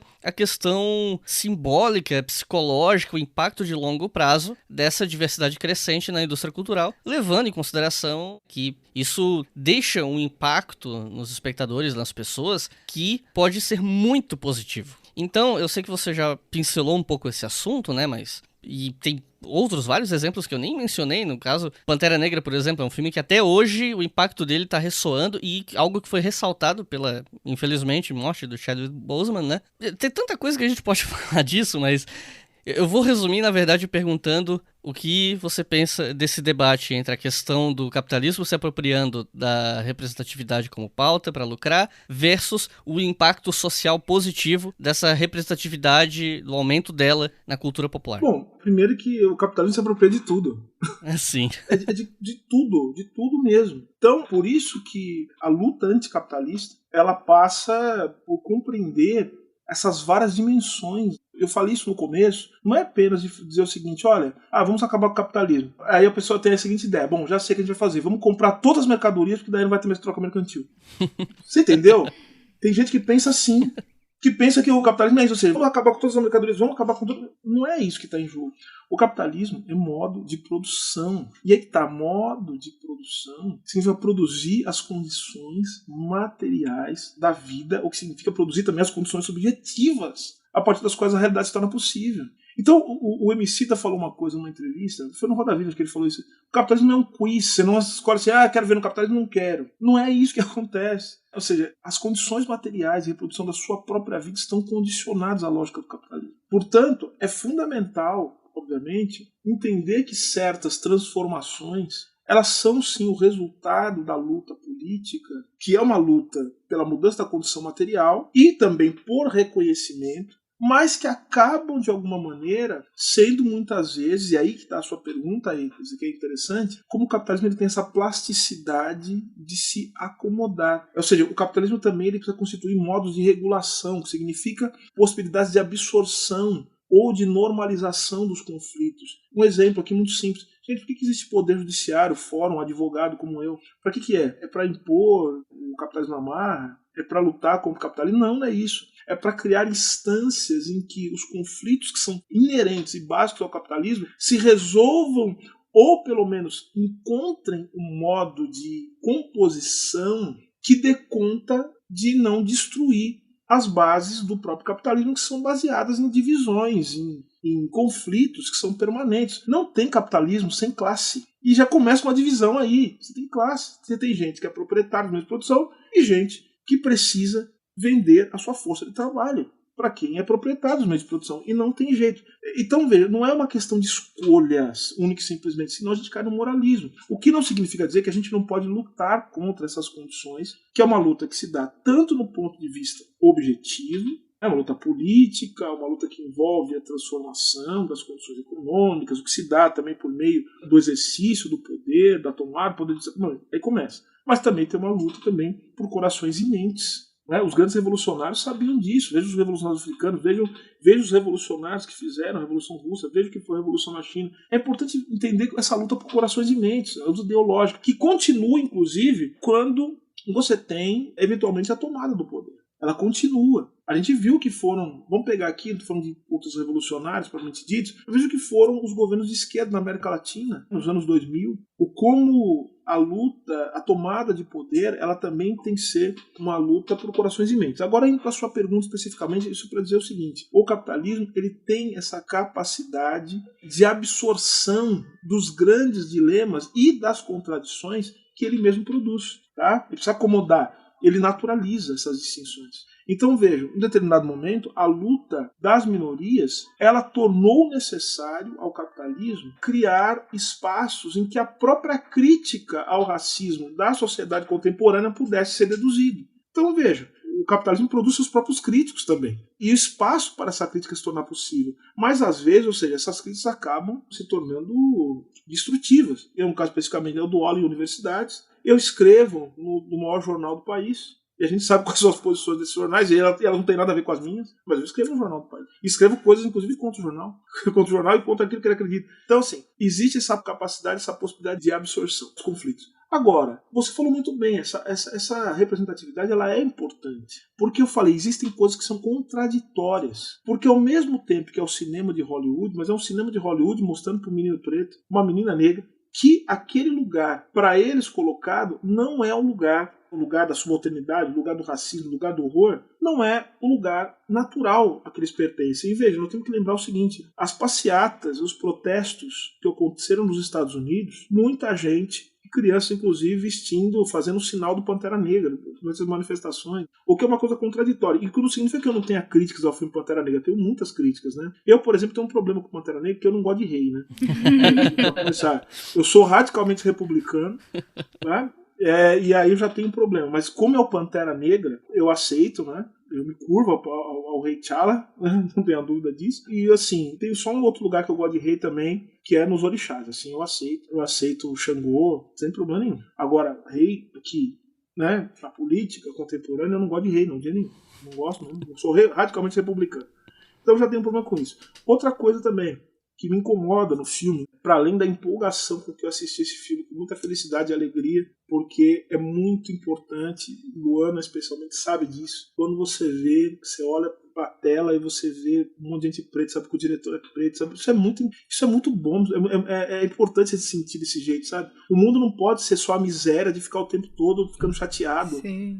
Sabe, porque o mundo é desgraça. Então, assim, a gente precisa desses espaços, sabe, em que a gente possa sorrir um pouco, pelo amor de Deus. Eu quero abraçar vocês, eu quero me sentir feliz um pouco, sabe? Não dá pra gente só ficar falando, pô, fulano de tal, que desgraça, que horror, tal. A gente tem que falar disso, mas a gente tem que ter esses espaços em que a gente vê que a nossa luta foi possível e o Pantera Negra só chegou nos cinemas porque tem luta política. Você acha que o Jack Kirby teve essa ideia sem olhar para o mundo ao redor e saber que o racismo é uma coisa horrorosa? O Stan Lee sabia. Tem um pessoal que é nerd, vocês devem estar acompanhando, que acha que não pode falar de política e falar de quadrinhos. Essa gente não sabe nada, é uma gente pedestre. Sequer leram o Stan Lee. Sei que quando ele fala, não, a gente tem lá com quadrinhos, tem que refletir o que está acontecendo na sociedade. Essa gente não sabe nada, de nada. Então, veja, para nós é muito importante ter Pantera Negra. Como eu falei, tem uma coisa que me incomoda no filme. Então, ou seja, eu acho que pensar o afrofuturismo é a gente poder pensar a possibilidade de um mundo sem raça e sem capitalismo. Olha só que legal. Esse é o afrofuturismo.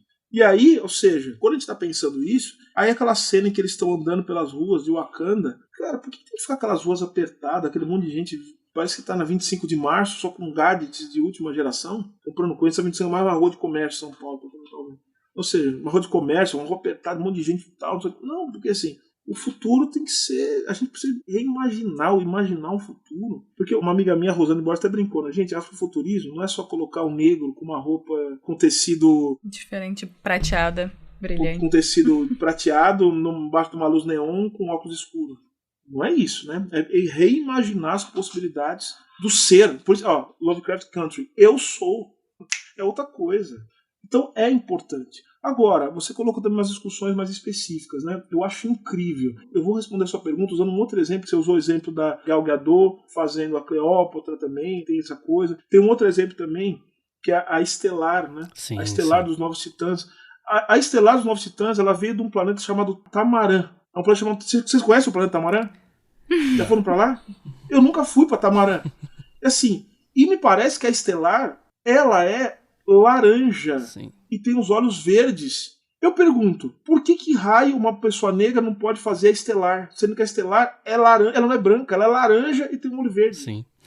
Você percebe que é um ódio dos negros tão grande que o negro não pode nem representar uma pessoa laranja com olhos verdes que veio do planeta Tamarã. Sim. É um ódio tão grande às mulheres negras que uma mulher negra, ela não pode ser sereia. E sereia não existe. Ou seja, a mulher negra não pode nem não existir. Sim. Ela não pode existir e não pode não existir também. Não existem sereias negras. Você percebeu? Não pode ser sereia. É inacreditável. É inacreditável. É totalmente factível. Esse ódio profundo. Agora, um último exemplo, para terminar. Eu sou muito entusiasta de olhar para a cultura pop para poder compreender as complexidades do mundo. Essas teorias, inclusive. E eu sou um cara criado criança nos anos 80 e adolescente, né, nos anos 90, começo dos anos 2000, e eu lembro, eu assistia muita novela, né, com a minha avó, tá? Eu gosto de novela, acho interessante ver novela. As últimas estão muito ruins, a maioria delas, mas novela é um índice muito importante do Brasil, né, eles passam recados na novela. E aí, vejo o papel que as novelas atribuem aos negros, como é que os negros aparecem, tirando algumas novelas que quiseram justamente, e que foram forçadas a isso pela luta do movimento negro. Veja, só tem Pantera Negra porque teve luta do movimento negro, tá? Isso é muito importante dizer. Só teve Estelar preta e só teve Dr. Manhattan, que era um cientista branco, e depois, né, ficou azul.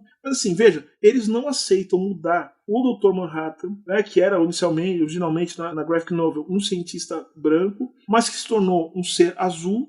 Eles não aceitam sequer essa mudança. Eles aceitam que um branco possa ficar azul e superpoderoso, mas não aceitam que um personagem que não existe possa ter sido negro. Então, falando das novelas, eu tô falando da novela. Então, vendo os papéis que as novelas atribuem às pessoas. Aí alguém falou assim, não, vamos fazer uma novela que tem uma família negra, estável, tal, né? A pessoa começou meio a reclamar, falando, isso aí subverte e tal. Vamos fazer uma análise disso. Veja só, vocês notaram que novela, em geral, e olha só interessante, o Wix também vai notar isso muito bem, mas a Luana, como sendo mulher negra, vai ficar bastante chocada com isso. Não sei que ela não tenha já observado.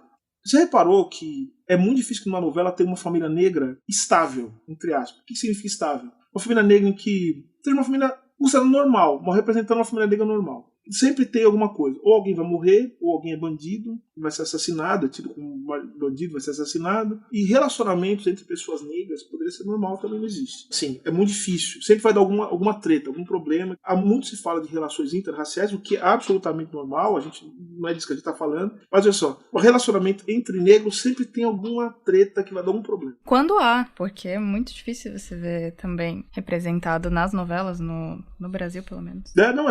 É muito difícil. Aí quando você fala para as pessoas, falam, gente, mas por que vocês não fazem? Aí alguém me respondeu uma vez assim, mas isso é a realidade, os negros são assim mesmo, as mulheres negras, a maioria das empregadas domésticas são mulheres negras, tal. Eu falei, mas olha que engraçado, tem uma novela chamada Os Mutantes. Aí o cara voa, solta raio pelo olho. Aí teve uma novela também que tinha um cara que, eu não me lembro, ele até foi pra Record depois, né? Aí também soltava raio pelo olho, aí voava. Aí tem a novela Saramandai, tô falando de Dias Gomes, né? Outro nível. Aí tem um cara que espirrava, saiu, como fala, formiga pelo nariz, a Dona Redonda explodia. Tanto como... Aí você pode fazer tudo isso, gente que voa, solta formiga pelo nariz, que solta raio pelo olho, que resiste aos efeitos especiais da Record, tudo. Você tem tudo isso. Só que você não pode ter um negro numa posição digna. Vocês notaram? Pode voar. mas não pode ser digno. Eu lembro quando eu ainda tava na escola. Acho que foi uma das primeiras novelas, se não foi a primeira novela da Globo, que teve uma protagonista negra, que foi em Da Cor do Pecado. Thais Araújo. Thais Araújo. Eu lembro de uma professora ter levado a matéria da Veja na época pra gente discutir, que era uma coluna em que um leitor falava que era um absurdo uma neguinha daquela protagonizando uma novela, mesmo que não fosse no horário nobre, né? E eu lembro de ter ficado assim, eu não me via em lugar nenhum. Eu não posso falar que eu tenho o mesmo tom de pele da Thais Araújo. Ela representa meninas muito mais retintas do que eu. Mas pelo menos eu via, ela tinha o meu cabelo, ela era mais parecida. E eu fiquei feliz. E aí quando eu li aquilo uma neguinha daquela, eu sentia em mim. Parece que essa recepção que houve na época não deixou com que houvessem outras formas, outras mulheres, que esse número de protagonistas negras crescesse numa emissora nobre, como é a Globo, né? E que tivessem mais representações daquela. Eu acho que depois dessa, um dos únicos momentos em que eu achei que eu vi pessoas negras em uma posição que, e ainda assim é muito estereotipada, foi depois em Cobras e Lagartos, o Foguinho, né? E de novo, Thais Araújo e Lázaro Ramos ali, que são praticamente os únicos dois. Inclusive, eu vi uma discussão sobre isso recentemente, falando sobre mulheres protagonistas negras em novelas, e que, assim, são poucas, e normalmente quando tem, é sempre a Thais Araújo. O número de atores e atrizes é muito limitado, assim, que ganham papel de protagonismo, né? Ainda assim, além de serem poucos, é num círculo muito pequeno e restrito de possibilidades, né? Sim. Você sabe uma discussão que eu faço que é muito interessante, assim, que eu já vi, né? Assim, mas aí não tem gente tão boa, tão experiente. Thaís, que eu gosto muito dos dois, né? Lázaro, Thaís, eu gosto muito pessoalmente dele. E aí são excelentes, são atores de grande qualidade. Mas o que eu acho interessante é o seguinte: mas não tem. Claro, vocês não dão chance, porque o ator branco, ele sai da Malhação, e nada contra a Malhação, mas assim, porque você tem gente que gosta. E aí a pessoa sai da Malhação e vai direto para ele ser protagonista da novela das 9. E tô falando que é uma pessoa até de qualidade, que eu acho muito boa. A menina lá a Grazi Massafera, né? Boa e tal. Assim, vejo que o caminho perto dela até o estrelato foi muito mais tranquilo. Né? Agora, negro não tem chance. Não tem. Porque, veja, começa a. Esse cara não tá muito bom. Esse cara não é tão bom. Né? É a gente mesmo, às vezes, que tá falando, puxa, esse irmão aí não tá tão legal, né? Tal. Tá, mas deixa ele, porque assim, a gente não tem chance de errar. Porque, e se errar, a gente não aprende. Eu tenho certeza, né? Pra você fazer um podcast, tá no YouTube, você erra, você acerta, sei o que, vai, tenta uma coisa, não dá certo, vai tentar outra. Então, com isso, a gente vai aprendendo. A gente não tem chance de aprender porque a gente não tem chance de errar. Né? Então, tem que estar pronto. E ninguém tá pronto, assim, de uma hora para outra. E uma outra coisa, Luana, quero lembrar para você, para mim o mais chocante, tem um filme, eu não esqueci o título do filme, mas depois vocês podem lembrar, é um filme do Joelzito Araújo, em que o Joelzito, ele vai falar sobre essa questão do racismo na telenovela brasileira. E, para mim, o mais chocante é uma novela em que a Thais Araújo fez uma das Helenas do Manuel Carlos. Sim, eu lembro. Sim, foi um evento. Foi, que era a Helena Negra. Que ela contracenava com o Zé Maia. E aí, o professor Denis de Oliveira traz uma discussão muito importante, que ele vai dizer assim, olha só, ele fala, porque vejam que ali os lugares do racismo estão muito bem colocados. Então você vejam que a mulher negra, ela é uma mulher rica e tal, aí se relaciona com o homem branco, que é rico, só que eles ficaram ricos a partir de que forma, né?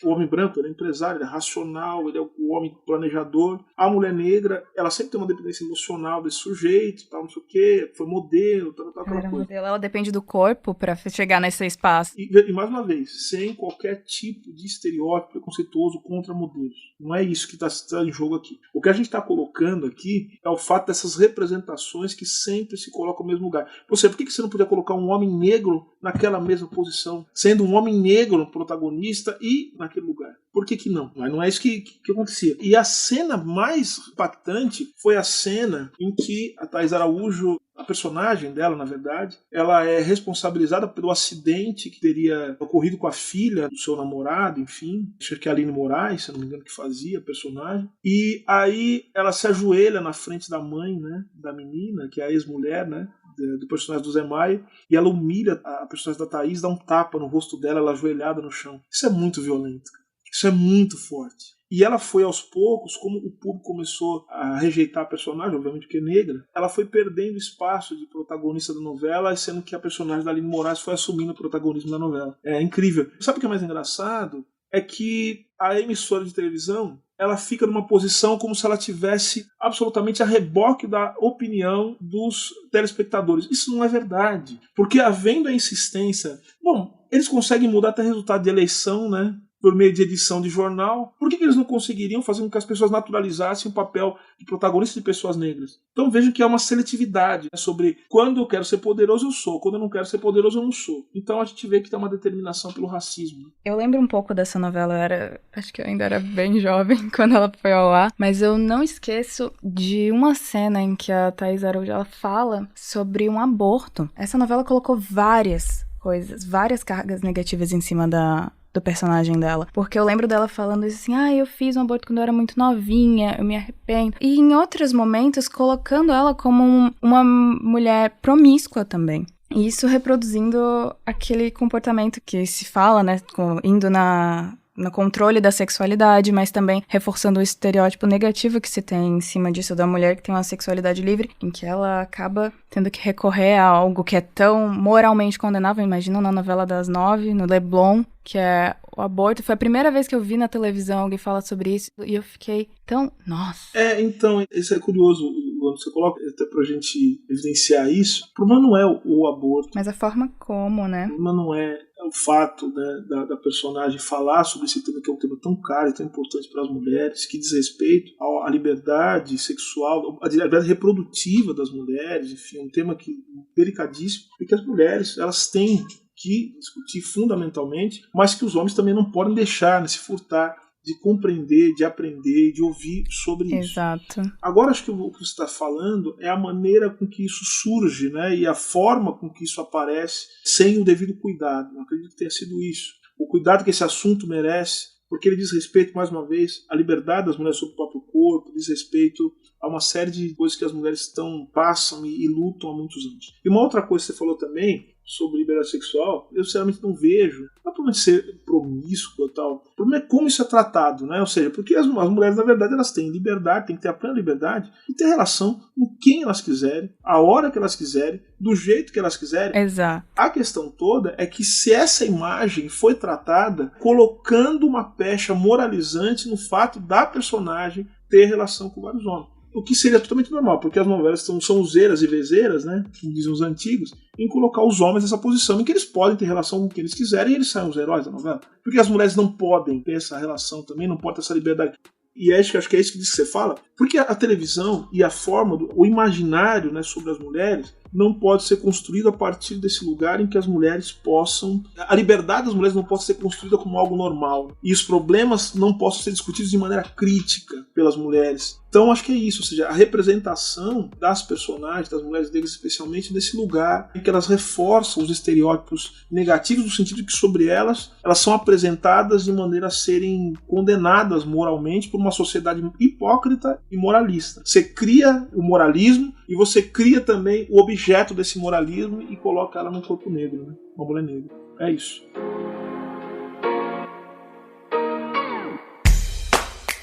Leitura Obrigatória é um selo de produção de podcasts de história e humanidades. E a nossa campanha no Apoia-se financia esse e todos os outros podcasts. Então acesse apoia.se/obrigahistoria e colabore para manter esse projeto educacional gratuito no ar.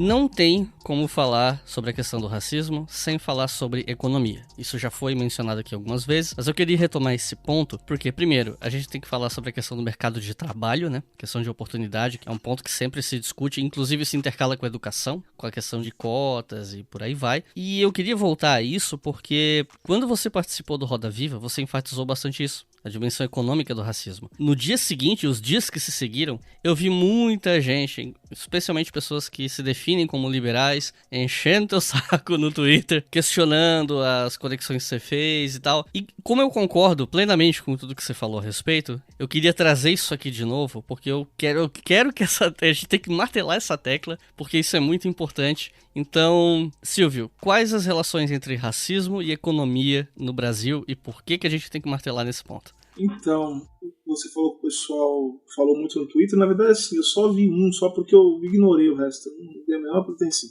Eu tô cada vez mais alto, sabe, do Ituíra. Eu olho só, faço o que interessa, o que também é necessário fazer, mas se eu ficar o tempo todo olhando essas coisas, eu não tenho tempo de estudar, coisa que algumas dessas pessoas não gostam muito de fazer. Então eu ignorei. Mas enfim, a maioria, né? Teve só um que eu respondi.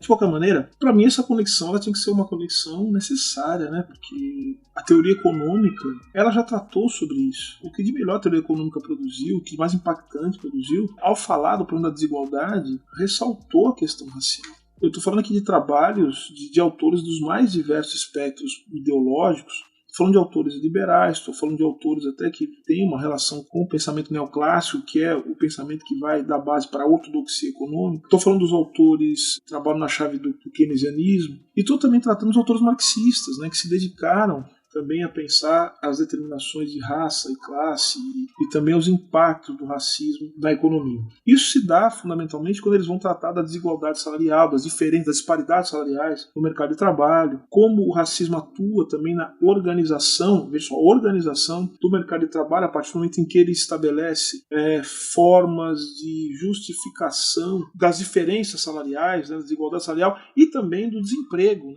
Então, o exército reserva de mão de obra, a que se referia a Marx, é preto, no Brasil especialmente. Em outros lugares do mundo também, né? Nos Estados Unidos é preto. São os negros que perdem emprego quando você tem as crises econômicas. Há estudos que mostram que depois da crise econômica de 2008, as pessoas que perderam as casas são, em grande parte, pessoas negras, ou seja, proporcionalmente os negros perderam nas casas. E depois, com a retomada dos empregos, quem não retomou os empregos depois de perdê-los durante a crise foram os negros. Há estatísticas que demonstram isso, né? Ou seja, há estudos empíricos que demonstram a desigualdade racial no campo econômico, como ela estrutura o campo econômico. Agora, existem formas distintas de você ler a desigualdade econômica. Você pode ler isso pelo prisma individualista, pelo prisma institucional, e você pode ler pelo prisma estrutural também, entendendo que a desigualdade econômica ela tem no racismo um dos seus elementos fundantes, essenciais. Então, e por isso que eu disse lá no Roda Viva, e até que dialogo com uma fala da Luana, durante o nosso papo, em que ela falou assim, que o racismo ele mata de diversas formas. Ela se referiu ao epistemicídio, tal como fala o Sueli Carneiro, mas eu quero dizer sim que o racismo ele mata também a partir do momento em que ele precariza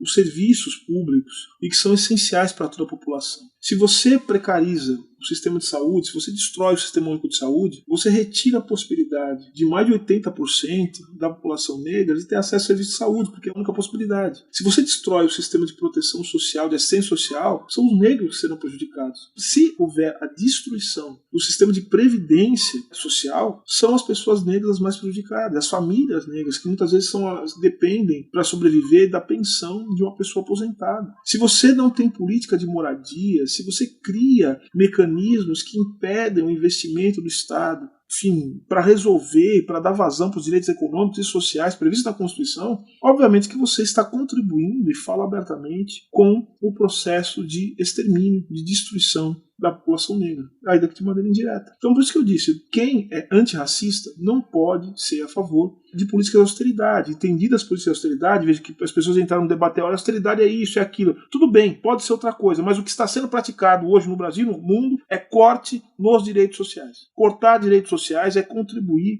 sim, com a destruição das vidas negras. Não pode ser antirracista quem é a favor de política de austeridade, principalmente durante uma pandemia. Não pode ser antirracista quem é a favor de teto de gastos. Não pode ser antirracista. É uma contradição em termos.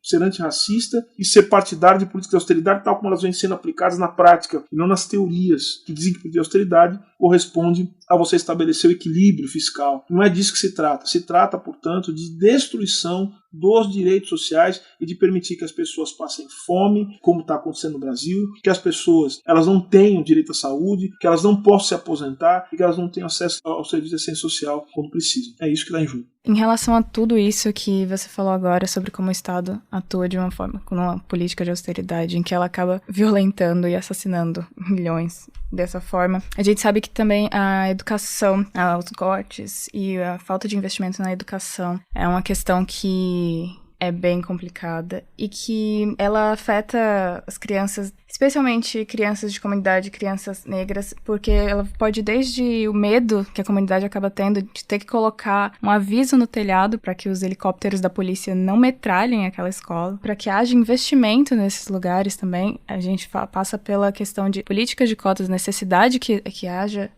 toda essa necessidade de investimento nesses locais e na educação. Mas como que o racismo, como que, até entrando na questão econômica, como que isso atrapalha a educação e desenvolvimento das crianças? Como o racismo atua nessa questão? Começando pelo alto, sua pergunta é uma pergunta que tem várias camadas, mas eu vou tentar ser bem objetivo. Primeiro, atua pelo alto à medida que o racismo ele cria estruturas sociais que reproduzem e que também se constituem pela desigualdade racial, pelo racismo, ou seja, pela separação entre raças, pelo tratamento diferenciado entre pessoas que pertencem a grupos racializados. Obviamente que as políticas de educação elas vão chegar de maneira diferente para as pessoas que pertencem a esse grupo. Então, mais uma vez, indo para os números, indo para os estudos, para as estatísticas de quem estuda isso, sabe-se que a educação, o número de pessoas que têm ensino superior, o número de pessoas que chegam ao ensino superior, o número de pessoas que completam o ensino médio, o número de pessoas que estão na escola, difere quando se olha para negros e brancos. Os negros são aqueles que apresentam os piores índices no que tange à educação, enfim, de uma maneira geral. Então, olhando pelo alto. E aí, quando você tem um processo de destruição dos direitos sociais, vamos lembrar que o direito à educação é um direito social que deve ser garantido pelo Estado, segundo o que reza a nossa Constituição. Quando você tem restrições orçamentárias, teto de gastos, enfim, você tem também um impacto muito forte na população negra, né? Agora, uma outra coisa, olhando agora para a pandemia, veja só o que está acontecendo nas universidades, nas escolas em geral, né? Porque eu estou nas universidades porque eu estou olhando pela minha atividade. Aquelas pessoas que estudavam antes da pandemia, que estavam na escola, elas estão tendo uma dificuldade muito grande de acompanhar, ou seja, os prejuízos são imensos. Segundo educadores, estamos formando uma geração que vai ter prejuízo, segundo eles, de longuíssimo prazo, em virtude do que está acontecendo agora nesse momento. Essa falta da escola, e não é só a falta da escola, mas é a falta também de uma organização que permitiria às pessoas ter o mínimo de acesso ao ensino remoto. Ou seja, as pessoas não têm internet, não têm celular. As pessoas estão absolutamente, vamos dizer, vitimadas por uma estrutura comunicacional, informacional, que faz com que elas tenham só acesso, às vezes por causa do pacote de dados, ao WhatsApp e às redes sociais. Eu fiquei sabendo um número, agora que fiquei impressionado, um dado que eu não sabia, né? Na verdade, um dado, não um número. Eu fiquei sabendo que grande parte das pessoas, quando vai fazer uma pesquisa, não usa o Google, usa o Facebook, por conta do pacote de dados. Então você imagina o que significa você fazer uma pesquisa no Facebook. O tanto de má informação, de fake news, ou seja, de informações enviesadas, o que se comprou, o que se mostrou essa semana também, com as notícias de como o Facebook ele também se move a partir dos algoritmos que são contrários a pensamentos progressistas. Então a gente nota, portanto, como isso vai sendo destruído pelo alto. Agora por baixo. Quando eu falo por baixo, quer dizer da vida concreta das pessoas. O racismo ele causa danos psicológicos terríveis. Vai bloqueando também a nossa relação, que é uma relação necessária com o processo de aprendizado. Se você entra no processo de aprendizado achando que talvez você não possa aprender, que aquilo não é seu lugar, que aquilo não é para você, a possibilidade de você resistir é muito maior, de você não aprender, de você achar que aquilo não lhe serve. Então por isso que eu tenho feito uma luta, aí Icas e Luana me permitam dizer isso aqui, eu tenho feito uma luta para que nós negros possamos sim nos colocar nesse lugar de intelectuais, de teóricos. Nós temos que fazer isso. Nós temos que dizer que a gente faz teoria, que a gente faz filosofia. Eu me lembro quando eu falei que eu estava indo fazer o doutorado em Direito Constitucional e Filosofia do Direito. Mas era uma falsa dúvida, né? Eu sempre gostei de filosofia. Era um dilema falso, que eu me coloquei por conta dessa coisa que o racismo fica impondo na gente, que eu vou falar daqui a pouco. Aí a professora Miss Prudente, mulher negra, professora do Lato São Francisco, me disse o seguinte: Silvio, faça em filosofia do direito, porque nós negros vamos mostrar que nós podemos pensar em alto nível. Eu falei, pronto, tá decidido. só precisava dessa chancela. E aí fui estudar filosofia. Eu sou formado em filosofia, além de formado em direito, sou advogado, enfim, eu também sou doutor em filosofia e teoria geral do direito e sou graduado em filosofia. Eu fui fazer filosofia por causa disso, ou seja, a gente pode pensar em alto nível, que a gente faz teoria. Porque eu estava numa reunião uma vez, alguém virou e falou assim, não, mas o que nos interessa são os dados, nós queremos saber de estados. Eu falei assim, gente, é engraçado, né, como existe uma divisão internacional do trabalho intelectual. Ou seja, os pesquisadores negros daqui produzem os dados, aí os pesquisadores do exterior, que são teóricos, chegam e produzem teorias a partir dos nossos dados. Olha que coisa interessante. É uma divisão, não que não seja importante o trabalho empírico, só que vejam como a nossa é apresentada a única alternativa de coletar dados, mas não de criar a metodologia ou os métodos necessários para a interpretação e leitura desses dados a partir das nossas formulações. Eu acho que é muito digno e muito necessário que nós formemos teóricos. Eu falo para as minhas orientandas, e tenho alguns orientandas, que na verdade a maioria das pessoas que oriento são mulheres, e tem um homem negro, uma mulher negra que fazem doutorado comigo, doutorado em Direito, e eu disse para as minhas orientandas, eu falei assim, olha, para mim a redenção vai ser no dia que eu estiver dando aula, vai ser um negócio fantástico, e eu falar assim, ó, na semana seguinte eu tenho um evento, não vou poder vir, quem virá é minha assistente. E aí chegar a minha assistente, uma mulher preta, e falar assim, bom, hoje o tema é Hegel. Olha que sensacional isso. Não é legal? É isso que eu quero. Teórica em alto nível, teoria em alto nível. E aí a gente vai construindo essas possibilidades diferentes no campo de pensar a educação. Então, ou seja, ao mesmo tempo que ela dá aula de Hegel, ela conhece a questão racial profundamente, conhece Franz Fanon, olha só que bonito. Então é isso que eu quero formar gente desse nível, porque sem entender Hegel a gente não entende muito bem o Franz Fanon, tá? Só pra... Fica a dica, né, como dizem, né? Importante entender. Tem que entender o Hegel para entender o Franz Fanon. Tem que entender Sartre para entender o Fanon. E tem que entender Fanon para entender também a dimensão e as limitações do pensamento desses autores. Importante. Então, é isso. Eu acho que a gente precisa se conectar emocionalmente com o objeto do que a gente aprende. Então, o racismo impede isso. E o racismo também fica colocando na gente o tempo todo, é isso que eu queria falar, o tempo todo a ideia de que nós temos que ser práticos. Pensar em coisas práticas. Isso não é coisa de preto. A gente tem que fazer coisas que... Veja, isso é um absurdo, né? Isso é um racismo. Né? A gente não pode pensar, a gente só pode fazer. Precisa de divisão do trabalho, ou seja, colocando, até intelectualmente na academia, colocando na gente a peste que nós temos que fazer trabalho braçal. Olha só. Ai, como eu queria ser sua aluna. Na hora que você quiser.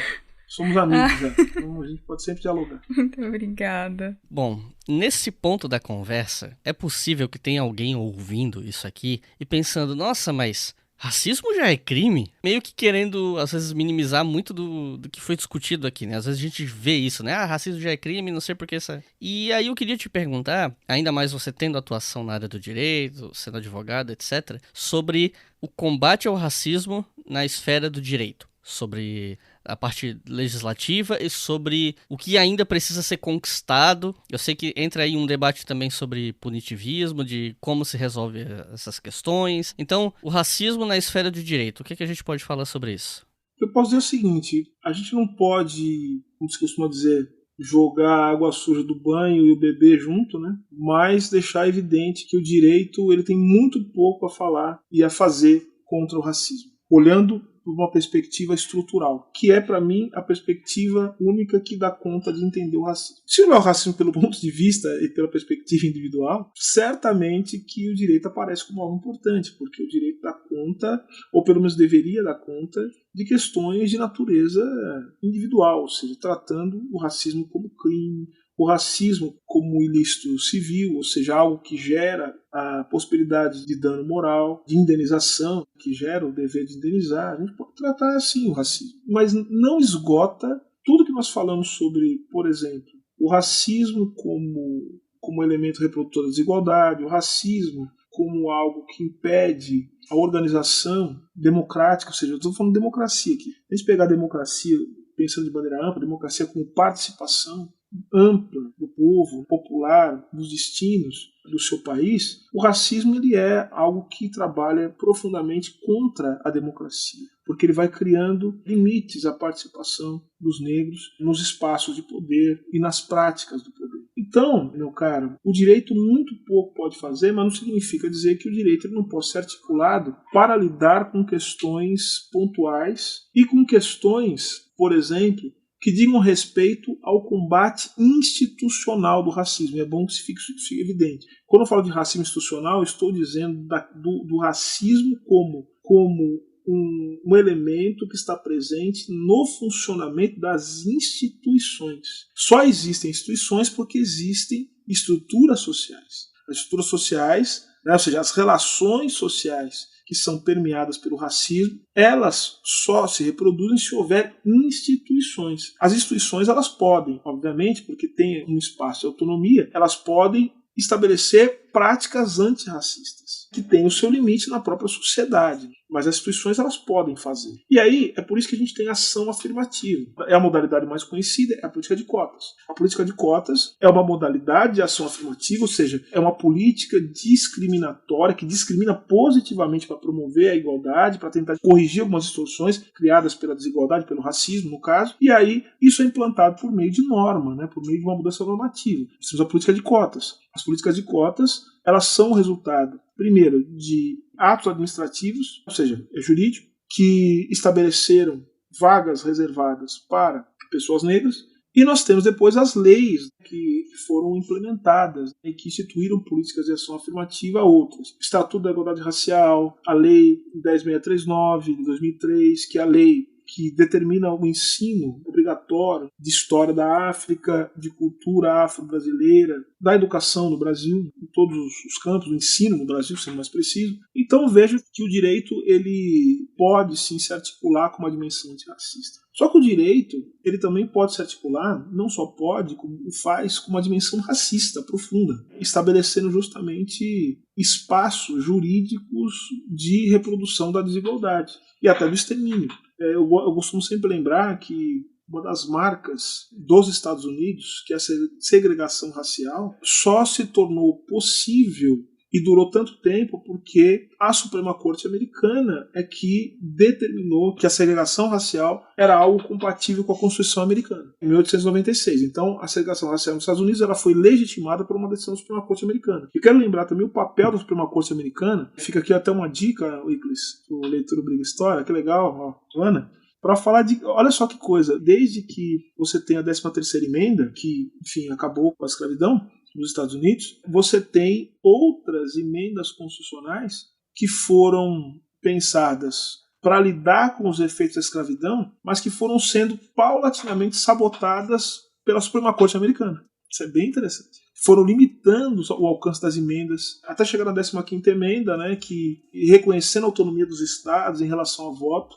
permitiu, por exemplo, o disfranchisement, que eles chamam, que é justamente a possibilidade de você limitar o voto das pessoas quando elas têm algum tipo de criminal record, de ficha criminal, o que atinge assim, de maneira avassaladora a população negra nos Estados Unidos. Então, assim, isso é o direito, né, criando uma série de limitações à participação democrática. Então, em resumo, as normas jurídicas que auxiliam no combate contra o racismo, inclusive as criminais, estou falando da Lei 7716 de 89, a Lei de Crimes de Racismo, estou falando da inserção no Código Penal da figura da injúria racial, são resultado da luta e da denúncia do movimento negro. Mas não são suficientes as mudanças jurídicas para acabar com o racismo estrutural, que é justamente aquilo que permite ao racismo se colocar como não sendo racismo, como sendo prática cotidiana. O racismo não é a anormalidade, ele é o normal da reprodução da vida social do cotidiano. Por isso que tem gente muito ingenuamente, ou às vezes até de má fé, que vai dizer o seguinte: mas isso é crime, vocês estão falando disso. Porque quer reduzir justamente a nossa percepção do racismo a esses atos assim, de anormalidade, de licitude, que o racismo não se resume a isso, definitivamente.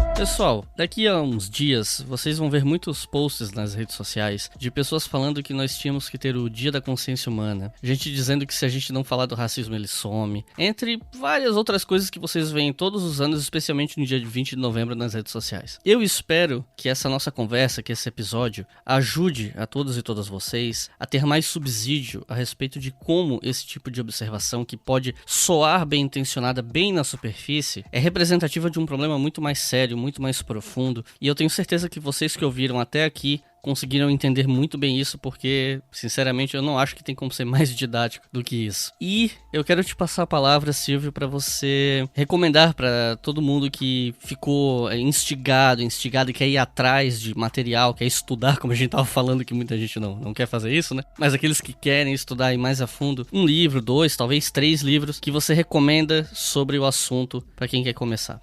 E contando com o seu livro, né?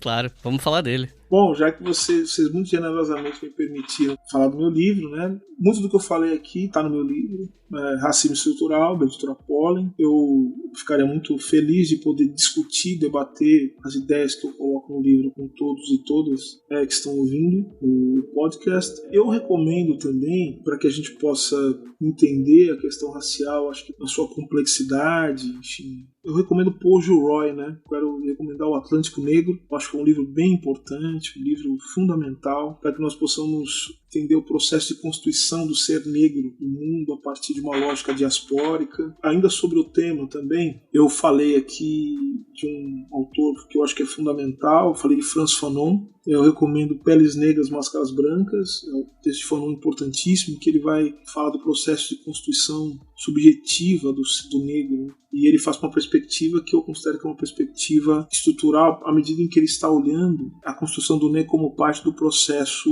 que é o colonialismo, aponta o início, né, o começo da formação das sociedades capitalistas. O colonialismo é fundamental para pensar nisso. Então, Fanon acho que é um grande autor. Eu quero recomendar, por conta da importância que esse autor tem assumido, tem ganhado, eu quero recomendar Achille Mbembe, Crítica da Razão Negra. Eu acho que é um livro importante. Ele vai inspirado em Fanon, ele vai fazer uma leitura da constituição do negro, do ser negro, diante da lógica do neoliberalismo, né? O que é ser negro diante do neoliberalismo e mais do que isso, né? Como o negro ele se torna um modelo daquilo que será o destino, inclusive dos brancos, diante da barbárie produzida pela destruição neoliberal. Ele fala do devir negro no mundo, né? Que eu tenho traduzido da seguinte forma para as pessoas entenderem. Se a gente está acostumado a ver os negros na vida precária, no sofrimento, serem assassinados, serem tidos como suspeitos o tempo todo, enfim, desempregados, passando fome, saibam que isso é apenas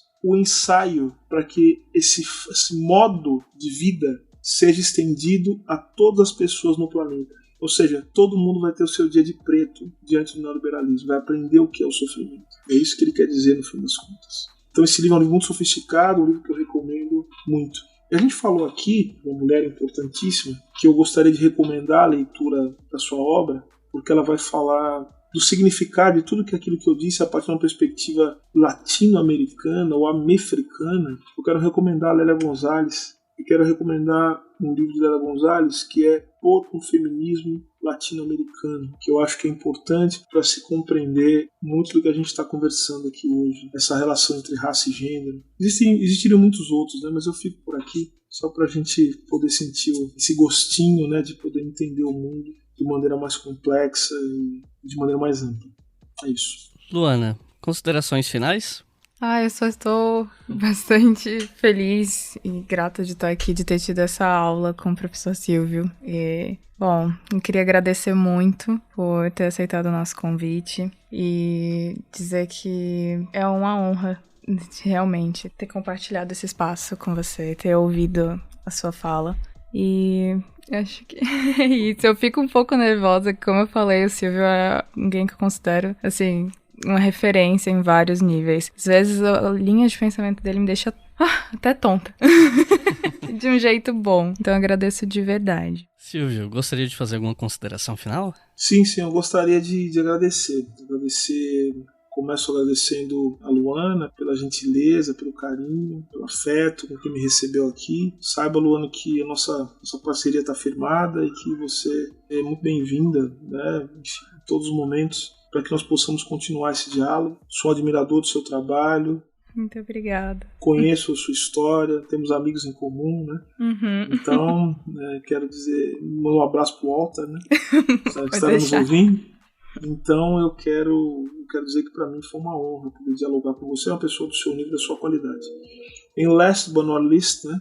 Quero falar do Iclis. O Iclis acho que eu nunca falei isso para ele, mas assim, O trabalho dele tem me ensinado muito, né? O trabalho de vocês tem me ensinado muito, mas eu vi muitos vídeos, né, no YouTube, acho o seu trabalho de altíssima qualidade, acho que aquilo que você faz é fundamental nos tempos de hoje. E meu irmão, se eu puder te dizer uma coisa, eu quero dizer uma coisa: força, né? Estamos juntos. A gente está junto e a gente vai resistir. E a gente tem um trabalho, que é um trabalho muito árduo, muito duro, que é justamente a gente abrir, né, as possibilidades para que as pessoas possam ter uma vida melhor do que a nossa, né? Eu acho que o trabalho que você faz e que Luana faz também é um trabalho que permite isso, permite a gente, talvez a gente não vislumbrar esse mundo diante de tanta ruína, né? Mas permite a gente pelo menos vislumbrar que outras pessoas vão poder olhar o horizonte, um horizonte sem ruína, né? Vão poder olhar um mundo mais aberto, muito melhor do que a gente fez. Então o seu trabalho, acho que é um trabalho que constrói essas possibilidades. Então eu só queria agradecer pelo espaço, pela oportunidade, e mandar um abraço para todas as pessoas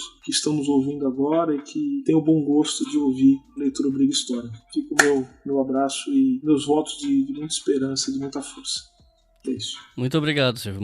Muitíssimo obrigado por ter topado, por ter participado. E estendo meu muito obrigado a Luana por ter vindo, né, gravar com a gente. E também estendo meu obrigado a quem ouviu até o final e quem eu sei que vai levar a palavra adiante, vai compartilhar esse episódio. E como o Silvio falou, é uma luta difícil, mas é para abrir perspectivas melhores para o futuro. Quero pedir a vocês que estão ouvindo que não se esqueçam de procurar a gente nas redes sociais. Vocês encontram no @ObrigaHistória no Twitter e no Instagram. No Twitter também tem o @HistóriaFM com FM maiúsculo. E todos os nossos podcasts, que são vários, não apenas esse, são financiados pelos nossos colaboradores no Apoia-se. A partir de R$2 por mês você já financia todos os nossos podcasts, e a partir de R$5 por mês você pode ouvir os podcasts com antecedência. Então é isso, muito obrigado e até a próxima.